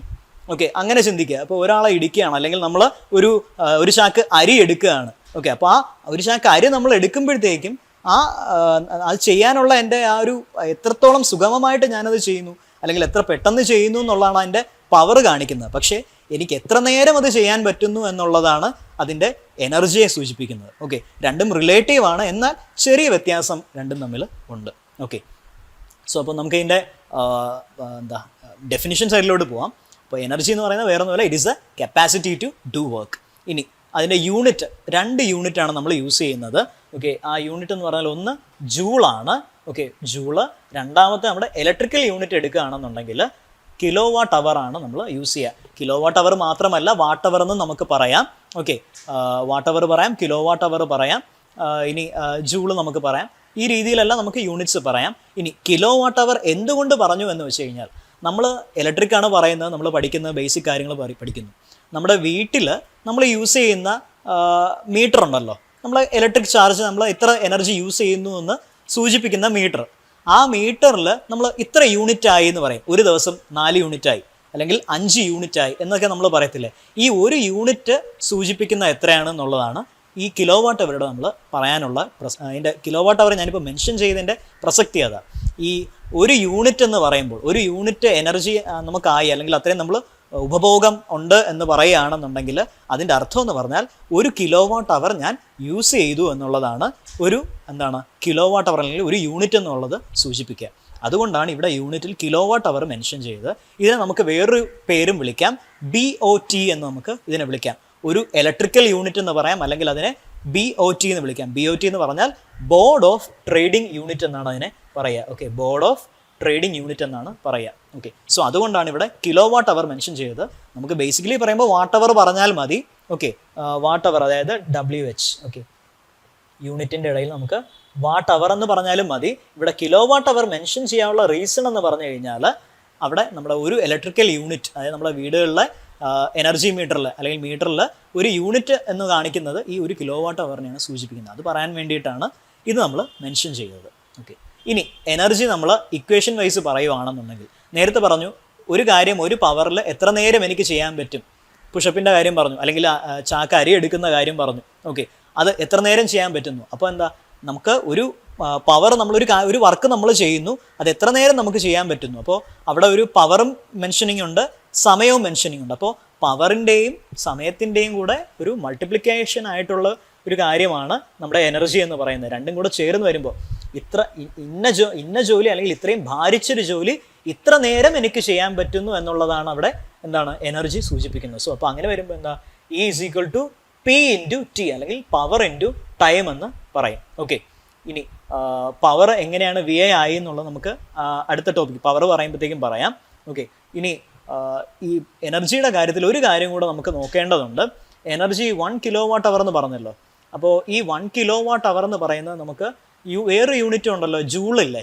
അപ്പോൾ ഈ 1 കിലോ വാട്ട് അവറും ഒരു ജൂളും തമ്മിലുള്ള ആ ഒരു കമ്പാരിസൺ അത് നമുക്ക് ചിലപ്പോൾ ചോദിച്ചേക്കാം. ഓക്കെ, സോ എത്ര ഇപ്പോൾ 1 കിലോ വാട്ട് അവർ എന്ന് പറയുമ്പോൾ എത്ര ജൂളാണ് എന്ന് നമുക്ക് ചിലപ്പോൾ ചോദിക്കാം, അല്ലെങ്കിൽ 1 വാട്ട് അവർ എന്ന് പറയുന്നത് എത്ര ജൂളാണ് എന്നുള്ളത് ചിലപ്പോൾ ചോദിച്ചേക്കാം. വേറൊന്നുമില്ല, 1 കിലോ വാട്ട് അവർ എന്ന് പറയുമ്പോഴത്തേക്ക് ഇവിടെ മെൻഷൻ ചെയ്തിട്ടുണ്ട് എന്താണ്, 1 കിലോ വാട്ട് അവർ എന്ന് പറയുമ്പോൾ power in kilo watt into time in hours അതാ പറയുന്നത്. ഓക്കെ, അപ്പോൾ 1 കിലോ വാട്ട് അവർ എന്ന് പറയുമ്പോഴത്തേക്ക് എന്താ, 1 കിലോ വാട്ട് 1 മണിക്കൂർ നമ്മൾ 1 കിലോ വാട്ട് പവർ കൊണ്ട് നമ്മൾ 1 മണിക്കൂർ പ്രവർത്തിപ്പിക്കുകയാണെന്നുണ്ടെങ്കിൽ അതിനെ എന്താ 1 കിലോ വാട്ട് അവർ നമ്മൾ പറയും. ഓക്കെ, സോ അങ്ങനെയാണെന്നുണ്ടെങ്കിൽ ഇവിടെ നമ്മൾ മെൻഷൻ ചെയ്യുമ്പോൾ 1 കിലോ വാട്ട് അവർ നമ്മളിവിടെ മെൻഷൻ ചെയ്തു. ഓക്കെ, 1 കിലോ വാട്ട് ഇൻറ്റു 1 അവർ.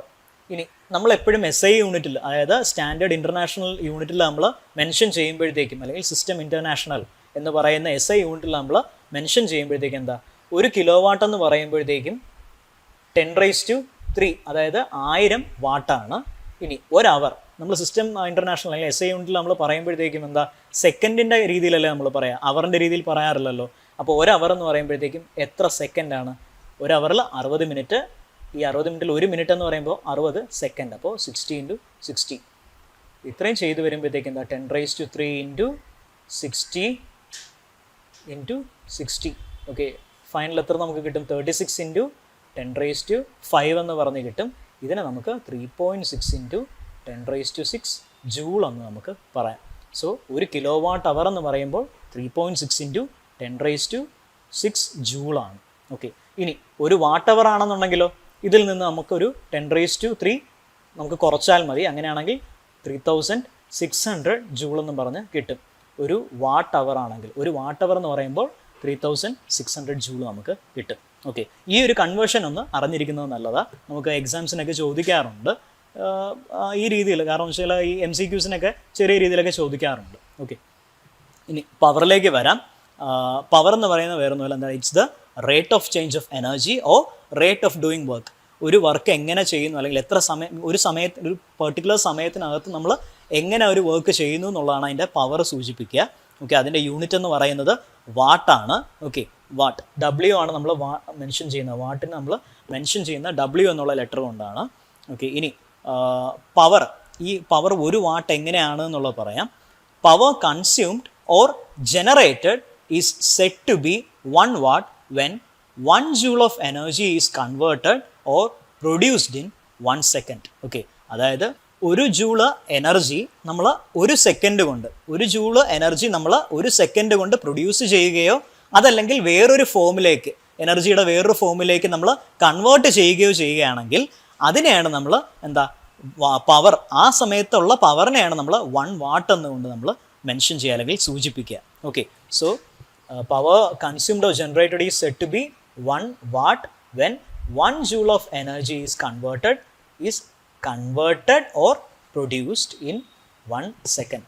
ഓക്കെ, സോ ഇവിടെ നമുക്ക് എനർജി പ്രൊഡ്യൂസ് ചെയ്യാനും അല്ലെങ്കിൽ കൺവേർട്ട് ചെയ്യാനുമുള്ള എന്താ പാരാമീറ്റേഴ്സ് ഏതൊക്കെയാണ് നമ്മുടെ ഇലക്ട്രിക്കലിൽ വരുമ്പോഴത്തേക്കും നമ്മൾ ഇതുവരെ പഠിച്ചതിൽ വോൾട്ടേജും കറണ്ടുമാണ് നമുക്ക് ഒരു എനർജി, ഇപ്പോൾ നമ്മൾ ഒരു എന്താ പറയുക ഒരു സപ്ലൈ കൊടുക്കുമ്പോഴത്തേക്കും എനർജിക്ക് കാരണമാകുന്ന ഒരു കറണ്ട് ഫ്ലോ ഉണ്ടാകാനായിട്ടുള്ള കാരണങ്ങൾ എന്തൊക്കെയാണ്? വോൾട്ടേജും കറണ്ടുമാണ്. സോ അതുകൊണ്ടാണ് നമ്മളിവിടെ എന്താണ് പവറിനെ വി ഇൻറ്റു ഐ എന്നുള്ള രീതിയിൽ നമ്മൾ സൂചിപ്പിക്കുന്നത്. വോൾട്ടേജിൻ്റെയും കറണ്ടിൻ്റെയും പ്രോഡക്റ്റ് ആയിട്ടാണ് നമ്മൾ പവറിനെ സൂചിപ്പിക്കുക, വി ഇൻറ്റു ഐ.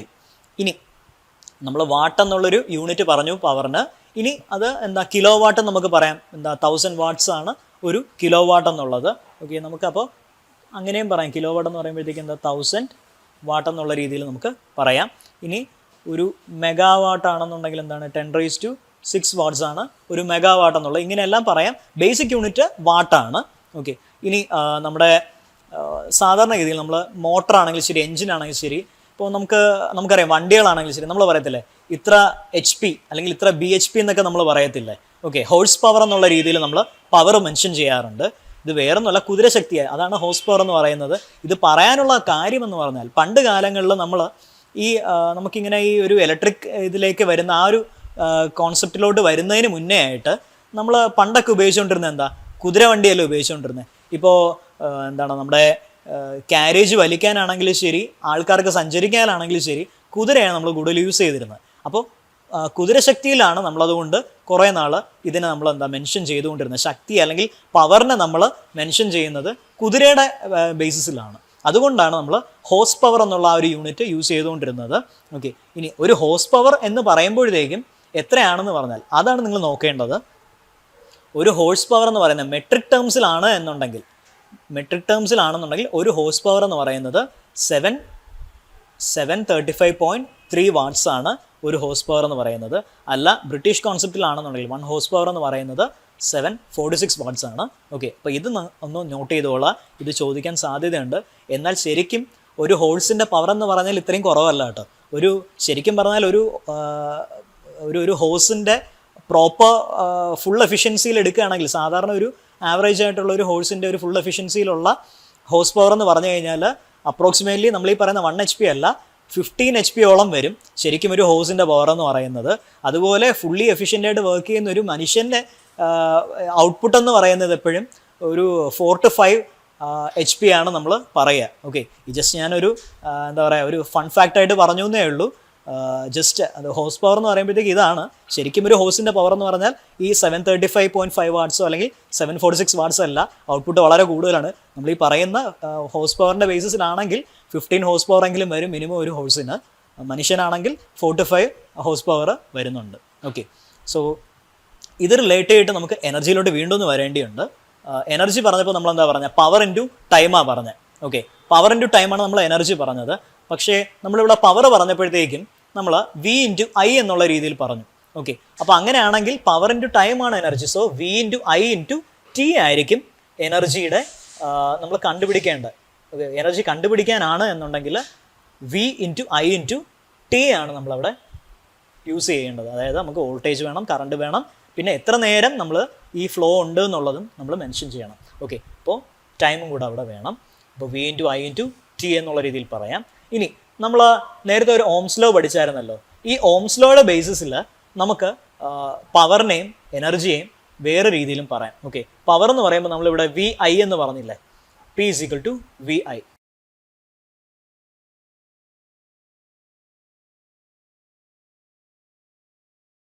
ഇനി ഓംസ് ലോ നമ്മൾ പഠിച്ചപ്പോഴത്തേക്ക് എന്ത് പറഞ്ഞു? V is directly proportional to I, അതല്ലെങ്കിൽ V is equal to I R എന്നുള്ള രീതിയിൽ നമ്മൾ പറഞ്ഞു. Okay, V is equal to I R എന്നുള്ള രീതിയിൽ പറഞ്ഞു.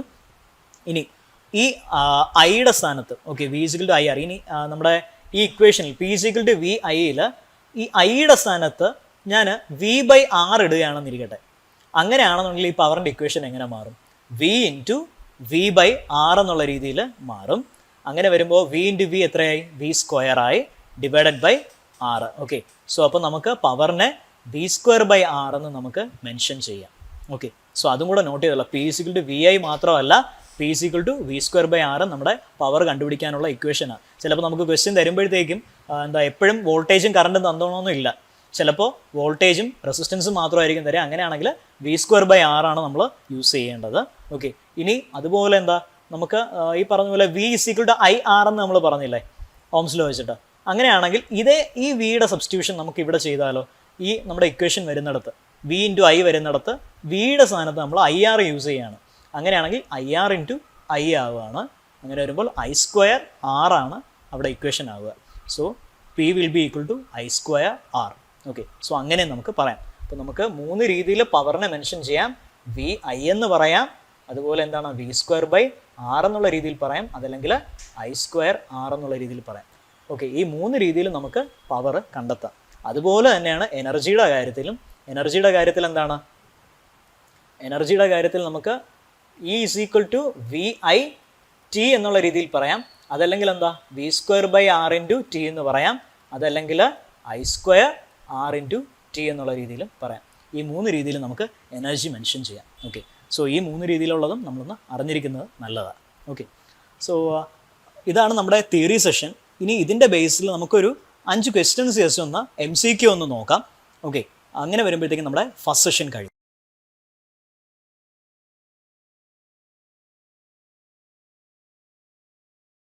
The value of resistance to be connected across a 12-volt battery to provide a 1 milliampere current is എന്നാണ് ചോദ്യം. ഓക്കെ, അതായത് നമുക്കൊരു 12 വോൾട്ട് ബാറ്ററി ഉണ്ട്. അതുപോലെ നമുക്ക് അതിൽ കൂടെ നമുക്ക് കിട്ടേണ്ട കറണ്ട് എത്രയാണ്?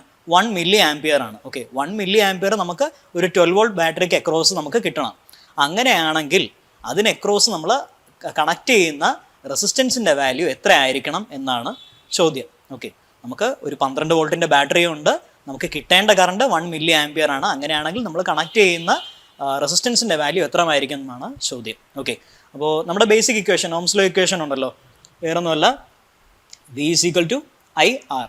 ഓക്കെ, അപ്പോൾ ഇതിൽ നമുക്ക് വിയും നമുക്ക് തന്നിട്ടുണ്ട്, ഐയും തന്നിട്ടുണ്ട്. ചോദിച്ചിരിക്കുന്നത് ആറാണ് ചോദിച്ചിരിക്കുന്നത്. Okay, so V is equal to I R എന്ന് നമുക്ക് അറിയാം. അപ്പോൾ ആർ എന്ന് പറയുമ്പോൾ എന്തായിരിക്കും? ഈ ഐ അങ്ങ് അപ്പുറത്തോട്ട് എടുത്തു കഴിഞ്ഞാൽ നമുക്ക് 6 കിട്ടും. ഇപ്പോൾ വി ബൈ ഐ എന്ന് പറയുന്നത് 6 ആണ്. ഓക്കെ, സോ നമുക്ക് തന്നിരിക്കുന്ന വിയുടെ വാല്യൂ എത്രയാണ്? 12 വോൾട്ട്. ഇനി കറണ്ടിൻ്റെ വാല്യൂ 1 മില്ലി ആംപിയർ ആണ്. Okay, 1 milli ampere. So 1 milli ampere എന്ന് പറയുമ്പോൾ 1 ഇൻറ്റു 10⁻³ ആണ്. ഓക്കെ, 10⁻³ ആംപിയർ ആണ് 1 മില്ലി ആംപിയർ എന്ന് പറയുന്നത്. അപ്പോൾ അങ്ങനെ വരുമ്പോഴത്തേക്കും നമ്മുടെ ഫൈനൽ ആൻസർ ഇവിടെ 10⁻³ അല്ലേ വന്നിരിക്കുന്നത്. അപ്പോൾ ഇത് മേളിലേക്ക് പോകുമ്പോൾ 10⁻³ ആയിട്ട് മാറും. ഓക്കെ, അതായത് 12/1 ഇൻറ്റു 10⁻³ അങ്ങനെ വരുമ്പോൾ 12 ഇൻറ്റു 10⁻³ ആയിട്ട് മാറും. ഓക്കെ, 10⁻³ എന്ന് പറഞ്ഞാൽ വേറെ ഒന്നുമില്ല, 1/1000 ആണ് 10⁻³ കൊണ്ട് നമ്മൾ ഉദ്ദേശിക്കുന്നത്. ഓക്കെ, 10⁻³ എന്ന് പറയുന്നത് 1/1000 ആണ്. ഓക്കെ, അപ്പോൾ അങ്ങനെ വരുമ്പോഴത്തേക്ക് 1/10⁻³ എന്ന് പറയുമ്പോഴത്തേക്ക് എത്രയാണ്? 1000 ആയിരിക്കും. ഓക്കെ, 1/10⁻³ എന്ന് പറയുമ്പോൾ ഇൻറ്റു 1000 ആയിരിക്കും. അത് തന്നെയാണ് ഇവിടെ സംഭവിച്ചിരിക്കുന്നത്, 12 ഇൻറ്റു 1000 അല്ലെങ്കിൽ 12 ഇൻറ്റു 10⁻³.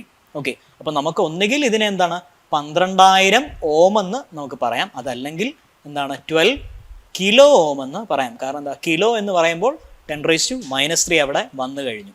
ഓക്കെ, അപ്പോൾ നമുക്കിവിടെ ഫൈനൽ ആൻസർ വരുന്നത് 12 കിലോ ഓം ആണ് നമുക്ക് ആൻസർ വരിക. അപ്പോൾ നമ്മൾ ചോയ്സ് നോക്കുമ്പോഴത്തേക്കും നോക്കണം ഒന്നുകിൽ 12,000 ഓം അതിനകത്ത് ഉണ്ടോ എന്ന് നോക്കുക, അതല്ല എന്നുണ്ടെങ്കിൽ അടുത്ത് നോക്കേണ്ടത് 12 കിലോ ഓം ഉണ്ടോ എന്നാണ് നോക്കേണ്ടത്. ഓക്കെ, സോ ഇപ്പോൾ നമുക്ക് ഈ തന്നിരിക്കുന്ന ഓപ്ഷൻസിൽ 12 കിലോ ഓം ആണുള്ളത്. അപ്പോൾ ആൻസർ ബി ആണ്. ഓക്കെ, സോ ഇങ്ങനെ വേണം നമ്മൾ MCQ ആൻസർ ചെയ്യേണ്ടത്. ഓക്കെ, ചിലപ്പോൾ നമുക്ക് കറക്റ്റ് നമ്മൾ കാൽക്കുലേറ്റ് ചെയ്ത് വരുമ്പോൾ കിട്ടുന്ന വാല്യൂ തന്നെ ആവണമെന്നില്ല. അതിന് ചിലപ്പോൾ അങ്ങോട്ടോ ഇങ്ങോട്ടോ നമ്മളൊന്ന് അഡ്ജസ്റ്റ് ചെയ്യേണ്ടി വരും. ഇപ്പോൾ ഇത് തന്നെ നമുക്ക് ചെയ്ത് വരുമ്പോഴത്തേക്ക് എത്ര 12,000 ഡോമ നമുക്ക് കിട്ടുന്നത്. പക്ഷേ 12,000 ഇവിടെ ഇല്ല. അപ്പോൾ ഇല്ലയെന്ന് പറഞ്ഞ് നമ്മൾ ക്വസ്റ്റ്യൻ തെറ്റാണ് അല്ലെങ്കിൽ എന്തോ ഇഷ്യൂ ഉണ്ട് എന്ന് വിചാരിക്കരുത്. നമുക്ക് അതിനെന്താ 12 കിലോമിലോട്ട് നമ്മളതിനെ കൺവേർട്ട് ചെയ്യണം. അപ്പോഴത്തേക്കും നമുക്ക് അവിടെ ആ ആൻസർ അവിടെ ഉണ്ട്. ഓക്കെ, സോ അങ്ങനെ വേണം നമ്മൾ ചെയ്യാനായിട്ട്. നമുക്കിനി അടുത്ത ക്വസ്റ്റ്യനിലേക്ക് പോവാം.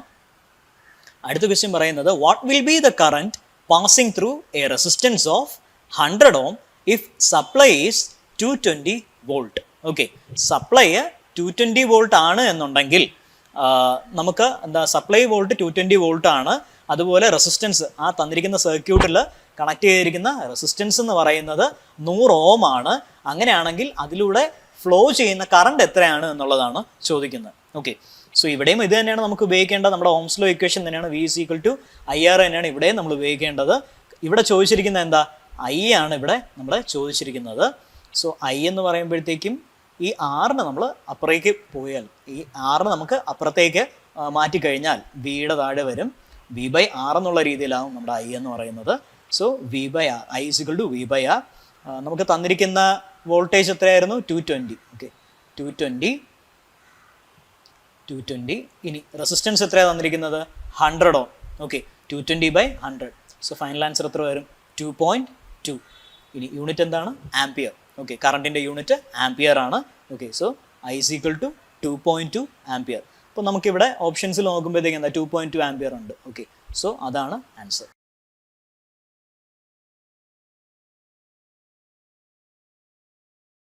Lightning discharges 20 coulomb charge between clouds for a time of 10 millisecond. Okay, the average lightning current is. ഇതാ ചോദ്യം. ഓക്കെ, അതായത് നമുക്കൊരു ഇടിമിന്നൽ ഉണ്ടായി. ആ ഇടിമിന്നലിൽ എന്താണ് 20 കൂളോം ചാർജാണ് ഡിസ്ചാർജ് ആയത്. ഓക്കെ, അല്ലെങ്കിൽ ആ എന്താ ഒരു ഇടിമിന്നൽ സംഭവിക്കുമ്പോഴത്തേക്കും ഉണ്ടാകുന്ന ആ ഒരു ചാർജ് എന്ന് പറയുന്നത്, ഫ്ലോ ഓഫ് ചാർജ് എന്ന് പറയുന്നത് 20 കൂളോം ചാർജാണ് അവിടെ എന്താണ് സഞ്ചരിക്കുന്നത് അല്ലെങ്കിൽ അത് ട്രാൻസിറ്റ് ചെയ്യുന്നത്. അപ്പോൾ ഇത് എത്ര നേരത്തേക്ക് 10 മില്ലി സെക്കൻഡ് നേരത്തേക്ക്, ഇടിമിന്നൽ എന്ന് പറയുമ്പോൾ പെട്ടെന്ന് സംഭവിക്കുന്ന ഒരു പ്രതിഭാസമല്ലേ. അപ്പോൾ 10 മില്ലി സെക്കൻഡ് മാത്രമേ ഇത് ഫ്ലോ ഉള്ളൂ. അപ്പോൾ ഈ 10 മില്ലി സെക്കൻഡ് നേരത്തേക്ക് 20 കൂളോം ചാർജ് ഫ്ലോ ചെയ്യുകയാണ്. അങ്ങനെയാണെങ്കിൽ ആ ലൈറ്റ്നിങ്ങിലുള്ള കറണ്ട്, ഒരു ആവറേജ് കറണ്ട് എന്തായിരിക്കും, അല്ലെങ്കിൽ ആ ഒരു ലൈറ്റ്നിങ്ങിൽ ഉണ്ടാകുന്ന കറണ്ടിനെ നമ്മൾ എങ്ങനെയായിരിക്കും കണ്ടുപിടിക്കുക, അല്ലെങ്കിൽ എത്രയായിരിക്കും ആ കറണ്ട് എന്നാണ് ചോദിച്ചിരിക്കുന്നത്. ഓക്കെ, സോ കറണ്ട് എന്ന് പറയുമ്പോഴത്തേക്കും നമുക്കറിയാം I. ഓക്കെ, സോ I എന്ന് പറയുമ്പോഴത്തേക്കും നമ്മളിവിടെ പറയുന്നത് എന്താണ്, rate of flow of charge എന്നാണ് പറയുന്നത്. Rate of flow of charge എന്ന് പറയുമ്പോഴത്തേക്കും എന്താ, ചാർജ് നമുക്ക് Q എന്നുള്ള രീതിയിൽ മെൻഷൻ ചെയ്യാം, എത്ര ചാർജ് എന്നുള്ളത്. ഓക്കെ, ഇനി എന്താ ടൈം. ഓക്കെ, എത്ര സമയം കൊണ്ട് അത് പോയി എന്നുള്ളതാണ്. അപ്പോൾ rate of flow of charge എന്ന് പറയുമ്പോഴത്തേക്ക് കറണ്ട് നമുക്ക് ഇങ്ങനെയും മെൻഷൻ ചെയ്യാം. നമ്മുടെ ഓംസ് ലോ വെച്ചിട്ട് V is equal to IR അല്ലെങ്കിൽ I is equal to V/R എന്നുള്ള രീതിയിൽ പറയുന്നതല്ലാതെ കറണ്ടിന് നമുക്ക് ഈ രീതിയിൽ നമുക്ക് മെൻഷൻ ചെയ്യാം അല്ലെങ്കിൽ കണ്ടുപിടിക്കാം. Okay, rate of flow of charge ആണ്. അപ്പോൾ അങ്ങനെ വരുമ്പോൾ എന്താ Q/T എന്ന് പറയാം. ഇതിൽ Q സൂചിപ്പിക്കുന്നത് എന്താണ്, ചാർജാണ്. എത്ര ചാർജ്, എത്ര കൂളോം ചാർജാണ് ട്രാൻസിറ്റ് ചെയ്യുന്നു അല്ലെങ്കിൽ ഫ്ലോ ചെയ്യുന്നു എന്നുള്ളതാണ് കാണിക്കുന്നത്. ഇനി T എന്ന് പറയാൻ എത്ര നേരത്തേക്ക്, ഓക്കെ ടൈമാണ്, എത്ര നേരത്തേക്ക് ആ ചാർജ് ഫ്ലോ ചെയ്യുന്നു എന്നുള്ളതാണ് T സൂചിപ്പിക്കുന്നത്. അപ്പോൾ ഈ ഇക്വേഷൻ യൂസ് ചെയ്താൽ നമുക്ക് ഈ പ്രോബ്ലം ചെയ്യാൻ പറ്റും. So I is equal to Q/T. അപ്പോൾ നമുക്കിവിടെ തന്നിരിക്കുന്ന Q എത്രയാണ് 20 കൂളോം ആണ് നമുക്കിവിടെ തന്നിരിക്കുന്നത്. ഇനി സമയം എത്രയാണ് 10 മില്ലി സെക്കൻഡ് ആണ്. അപ്പോൾ 10 × 10⁻³ ഓക്കെ, സോ അങ്ങനെ വരുമ്പോഴത്തേക്കും നമുക്കിത് 10ഉം ഈ 0യും ക്യാൻസൽ ഔട്ട് ആവും. ഇനി എന്താ 2 × 1/10⁻³ എന്ന് പറയുന്നത് 2 × 10⁻³ ആയിട്ട് മാറുകയാണ്. സോ 2000 ആംപിയർ എന്ന് നമുക്ക് പറയാം. ഇനി നമുക്ക് ഓപ്ഷൻ നോക്കുമ്പോഴത്തേക്കും 2000 ആംപിയർ ഉണ്ടോ, ഇല്ല. അപ്പോൾ പിന്നെ അടുത്ത് നോക്കേണ്ടത് എന്താണ്, 2000 ആംപിയർ അല്ല. അപ്പോൾ ഇതിൽ നിന്ന് നമ്മൾ 10⁻³ അങ്ങ് മാറ്റി കഴിഞ്ഞാൽ നമുക്ക് എത്ര കിട്ടും, 2 കിലോ ആംപിയർ എന്ന് നമുക്ക് കിട്ടും. അപ്പോൾ അതുണ്ടോ എന്ന് നോക്കാം. അതുണ്ടോ എന്ന് നോക്കുമ്പോൾ എന്താ C ഓപ്ഷൻ അതാണ്, 2 കിലോ ആംപിയർ ആണ്. സോ അതായിരിക്കും നമ്മുടെ ആൻസർ. C ആണ് നമ്മുടെ ആൻസർ ഈ ക്വസ്റ്റ്യനിൽ വരിക. ഓക്കെ, ഇനി അടുത്ത ക്വസ്റ്റ്യൻ വരുന്നത് an electric motor operating from 220 volt supply takes a current of 8 ampere. The motor has an efficiency of 80%. Determine the motor output. Okay, അപ്പോൾ നമുക്കിവിടെ തന്നിരിക്കുന്നത് വേറൊന്നുമല്ല, 220 വോൾട്ട് സപ്ലൈയിൽ കണക്ട് ചെയ്തിട്ടുള്ള ഒരു ഇലക്ട്രിക് മോട്ടോർ. ഇനി എന്താ അതിന്റെ കറണ്ട് എന്ന് പറയുന്നത് 8 ആംപിയർ ആണ്. ഓക്കെ, നമുക്ക് അതിൽ നിന്ന് ഡ്രോ ചെയ്യുന്ന കറണ്ട് 8 ആംപിയർ ആണ്. ഇനി എന്താണ്, മോട്ടോറിന്റെ എഫിഷ്യൻസി തന്നിട്ടുണ്ട് 80% മോട്ടോറിന്റെ എഫിഷ്യൻസി. ഓക്കെ, അങ്ങനെയാണെങ്കിൽ എന്തായിരിക്കും മോട്ടോറിന്റെ ഔട്ട്പുട്ട്, മോട്ടോർ തരുന്ന ഔട്ട്പുട്ട് എന്തായിരിക്കും എന്നാണ് ചോദിക്കുന്നത്. അതായത് ഇത്രയും പവർ നമുക്ക് അതിൽ കൊടുക്കുന്നുണ്ട്, ഇൻപുട്ട് നമുക്ക് ഇത്രയും തരുന്നുണ്ട്, അതായത് 220 വോൾട്ട് സപ്ലൈ നമ്മൾ അതിൽ കൊടുക്കുന്നുണ്ട്, നമുക്ക് അതിൽ നിന്ന് കിട്ടുന്ന കറണ്ട് 8 ആംപിയർ ആണ്. അങ്ങനെയാണ് എന്നുണ്ടെങ്കിൽ നമ്മുടെ മോട്ടോറിന്റെ എഫിഷ്യൻസി 80%. അങ്ങനെയാണെങ്കിൽ മോട്ടോർ തരുന്ന ഔട്ട്പുട്ട് എത്രയായിരിക്കും എന്നുള്ളതാണ് ചോദ്യം. ഓക്കെ, സോ അത് നമുക്ക് നോക്കാം. പവർ ഇൻപുട്ട്, പവറിന്റെ ഇക്വേഷൻ നമുക്കറിയാം എന്താണ്, P = VI. ഓക്കെ, ഇനി നമുക്ക് തന്നിരിക്കുന്ന വോൾട്ടേജ് എന്ന് പറയുന്നത് 220 വോൾട്ട് ആണ്. ഓക്കെ, സോ 220 × I എത്രയാണ്, 8 ആംപിയർ. ഓക്കെ, അങ്ങനെ വരുമ്പോഴത്തേക്കും നമുക്ക് കിട്ടുന്നത് 1760 വാട്ട് എന്നും പറഞ്ഞ് കിട്ടും. ഓക്കെ, പക്ഷേ നമുക്ക് ചോദിച്ചിരിക്കുന്നത് എന്താ, ഇതില് മോട്ടോറിന്റെ എഫിഷ്യൻസി എന്ന് പറയുന്നത് 80%. അപ്പോൾ ഈ തന്നിരിക്കുന്ന നമ്മളിപ്പോൾ കണ്ടുപിടിച്ചതെന്ന് പറയുമ്പോഴത്തേക്ക് എന്താ, ഇൻപുട്ട് പവർ ആണ്, അതായത് നമുക്ക് തന്നിരിക്കുന്ന പവറാണ്, നമ്മൾ ആ മോട്ടറിലേക്ക് എന്താണ് കൊടുക്കുന്ന പവറാണ് ഈ തന്നിരിക്കുന്നത്. പക്ഷെ അതിന്റെ എഫിഷ്യൻസി അത് 80% ഉള്ളൂ. അപ്പോൾ കൊടുക്കുന്ന പവർ അത്രയും അത് യൂട്ടിലൈസ് ചെയ്യുന്നില്ല, കുറച്ച് നമുക്ക് അതിൽ ലോസ് ആവുന്നുണ്ട്. അപ്പോൾ ഫൈനൽ ഔട്ട്പുട്ട് പവറാണ് ചോദിച്ചിരിക്കുന്നത്. അപ്പോൾ അത് കണ്ടുപിടിക്കാനായിട്ട് വേറൊന്നുമില്ല, നമുക്കിപ്പോൾ ഈ കണ്ടുപിടിച്ച പവറിന്റെ കൂടെ എന്താണ് 80% ആണെങ്കിൽ നമ്മൾ 80/100 എന്ന് പറഞ്ഞ് ചെയ്യാം. അതായത് 1760 × 80/100.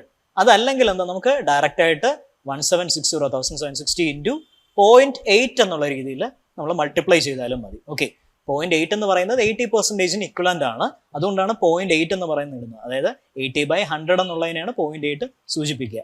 ഓക്കെ, അപ്പോൾ 1760 × 0.8. സോ അപ്പോൾ ആൻസർ നമുക്ക് കിട്ടുക 1408 വാട്ട് എന്നും പറഞ്ഞ് നമുക്ക് കിട്ടും. അതാണ് നമ്മുടെ ആൻസർ എന്ന് പറയുന്നത്. ഓക്കെ, സോ അപ്പോൾ നമുക്ക് ഇവിടെ ഓപ്ഷൻസ് നോക്കുമ്പോഴത്തേക്ക് എന്താ, 1408 വാട്ട്സ് നമുക്ക് ആൻസറിലുണ്ട്, ബി ഓപ്ഷൻ ആണ്. സോ അതായിരിക്കും നമ്മുടെ ആൻസർ.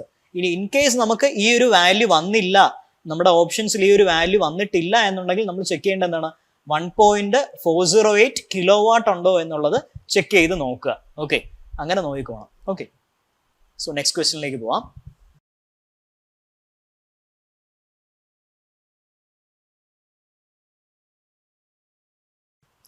ലാസ്റ്റ് ക്വസ്റ്റ്യൻ അത് പറയുന്നത്, a source EMF of 5 volt supplies a current of 3 ampere for 10 minutes. Okay, അപ്പൊ നമുക്ക് എന്താണ് വോൾട്ടേജ്, ഓക്കെ, അത് 5 വോൾട്ട് എന്ന് പറഞ്ഞ് തന്നിട്ടുണ്ട്. സോഴ്സ് EMF, നമുക്ക് സോഴ്സ് EMF എന്ന് പറയുമ്പോഴത്തേക്ക് എന്താ, വോൾട്ടേജ് സപ്ലൈ ആണത് സൂചിപ്പിക്കുന്നത്.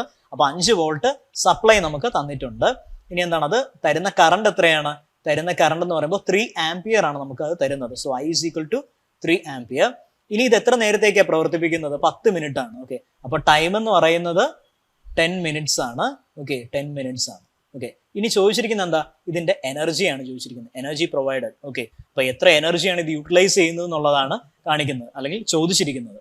അപ്പോൾ ഇ എന്ന് പറയുമ്പോഴത്തേക്കും നമുക്കറിയാം പവർ ഇൻറ്റു ടൈം ആണ്. പവർ എന്ന് പറയുമ്പോഴത്തേക്കും V × I പിന്നെന്താണ്, അപ്പോൾ എനർജിയുടെ കൂടെ ഇൻറ്റു ടിയും കൂടെ വരും. Okay, so V × I × T. അപ്പോൾ നമുക്ക് V തന്നിട്ടുണ്ട് 5, I തന്നിട്ടുണ്ട് 3 ആംപിയർ, സോ 3. ഇനി അടുത്ത് എന്താ, ടൈം തന്നിട്ടുണ്ട് 10 മിനിറ്റ്സ് ആണ്. അപ്പോൾ 10 മിനിറ്റ് ആകുമ്പോൾ നമുക്ക് എല്ലാം SI യൂണിറ്റിലോട്ട് ആക്കണം, അതായത് സിസ്റ്റം ഇന്റർനാഷണലിലോട്ട് ആക്കണം. സ്റ്റാൻഡേർഡ് യൂണിറ്റിലോട്ട് ആക്കുമ്പോഴത്തേക്കും മിനിറ്റ് അല്ല സെക്കൻഡിലോട്ട് നമ്മൾ കൺവേർട്ട് ചെയ്യണം. ഓക്കെ, സോ സെക്കൻഡിലോട്ട് കൺവേർട്ട് ചെയ്യുമ്പോഴത്തേക്കും 10 × 60. ഓക്കെ, 1 മിനിറ്റ് എന്ന് പറഞ്ഞാൽ 60 സെക്കൻഡ് അല്ലേ, അപ്പോൾ 10 × 60. ഓക്കെ, അങ്ങനെ ചെയ്യുമ്പോൾ 5 × 3 × 10 × 60. സോ ഫൈനൽ നമുക്ക് കിട്ടുന്ന ആൻസർ 9000 ജൂൾ ആയിരിക്കും. സോ ക്വസ്റ്റ്യൻ നമ്മൾ ഓപ്ഷൻസ് നോക്കുക, 9000 ജൂൾ തന്നിട്ടുണ്ടോ എന്നുള്ളത്. ഓരോ ഓപ്ഷനിലും 9000 ജൂൾ തന്നിട്ടില്ല. പിന്നെ അപ്പോൾ അടുത്ത് നമുക്ക് ചെക്ക് ചെയ്യേണ്ടത് എന്താണ്, 9000ന് പകരം 9 കിലോ ജൂൾ ഉണ്ടോ എന്നുള്ളത് നമ്മൾ നോക്കുക. ഇനി ശ്രദ്ധിക്കേണ്ട വേറൊരു കാര്യം, ചിലപ്പോൾ നമുക്ക് ജൂളിലും ആയിരിക്കില്ല ആൻസർ ഉണ്ടാവുക. ചിലപ്പോൾ ഈ 9 കിലോ ജൂളും ഇവിടെ ഇല്ല, വാട്ടിലാണ് ഉള്ളതെന്നുണ്ടെങ്കിൽ അതും കൂടെ ഒന്ന് ശ്രദ്ധിച്ചോളുക. ഓക്കെ, ശ്രദ്ധിക്കേണ്ട വേറൊന്നുമില്ല, വാട്ടിലേക്ക് എങ്ങനെ കൺവേർട്ട് ചെയ്യും എന്നുള്ളതാണ്. നേരത്തെ നമ്മൾ പറഞ്ഞല്ലോ, എന്താണ്, 1 കിലോ വാട്ട് അവർ എന്ന് പറയുന്നത് 3.6 × 10⁻⁶ ജൂൾ ആണെന്ന് പറഞ്ഞു. അതല്ലെങ്കിൽ 1 വാട്ട് അവർ എന്ന് പറയുന്നത് 3600 ജൂൾ ആണെന്ന് പറഞ്ഞു. അപ്പോൾ ഈ കേസിൽ എങ്ങനെ നമുക്ക് ജൂളിലോ കിലോ ജൂളിലോ അല്ല ആൻസർ തന്നിരിക്കുന്നത്, വാട്ട് അവറിലാണ് നമുക്ക് തന്നിരിക്കുന്നതെന്നുണ്ടെങ്കിൽ നമ്മൾ കണ്ടുപിടിക്കേണ്ട വേറൊന്നുമല്ല, നമുക്ക് ഫൈനലി കിട്ടുന്ന E = 9000 ജൂൾ ഉണ്ടെന്നിരിക്കട്ടെ, അത് ഡിവൈഡഡ് ബൈ 3600 ചെയ്യുക. ഓക്കെ, കാരണം എന്താ, ഒരു വാട്ട് അവർ എന്ന് പറഞ്ഞാൽ 3600 ജൂളാണ്. നമുക്കിവിടെ കിട്ടിയത് 9000 ജൂളാണ്. സോ 9000/3600 ചെയ്യുക, നമുക്ക് 2.5 വാട്ട് അവർ എന്നും പറഞ്ഞ് കിട്ടും. ഓക്കെ, സോ അപ്പോൾ ഈ തന്നിരിക്കുന്ന ഓപ്ഷനിൽ ഈ ക്വസ്റ്റ്യനിൽ നമുക്ക് 9 കിലോ ജൂൾ ഉണ്ട്. അപ്പോൾ അത് മതി, നമ്മുടെ ആൻസർ കിട്ടിക്കഴിഞ്ഞു. ഇൻ കേസ് നമുക്ക് എന്താണ് വാട്ട് അവറിലാണ് തന്നിരിക്കുന്നതെന്നുണ്ടെങ്കിൽ നമ്മൾ കണ്ടുപിടിക്കേണ്ടത് ഈ രീതിയിലാണ്, 9000/3600. ഓക്കെ, നമുക്ക് കിട്ടിയിരിക്കുന്ന ഫൈനൽ ജൂൾ വാല്യൂവിൽ നിന്ന് 3600 നമ്മൾ ഡിവൈഡ് ചെയ്യുമ്പോൾ എന്താണോ കിട്ടുന്നത് അതാണ് നമ്മുടെ വാട്ട് അവർ ബേസിസിലുള്ള എനർജി എന്ന് പറയുന്നത്. ഓക്കെ, സോ അതും കൂടെ ഒന്ന് നോട്ട് ചെയ്തോളാം. Okay, thank you.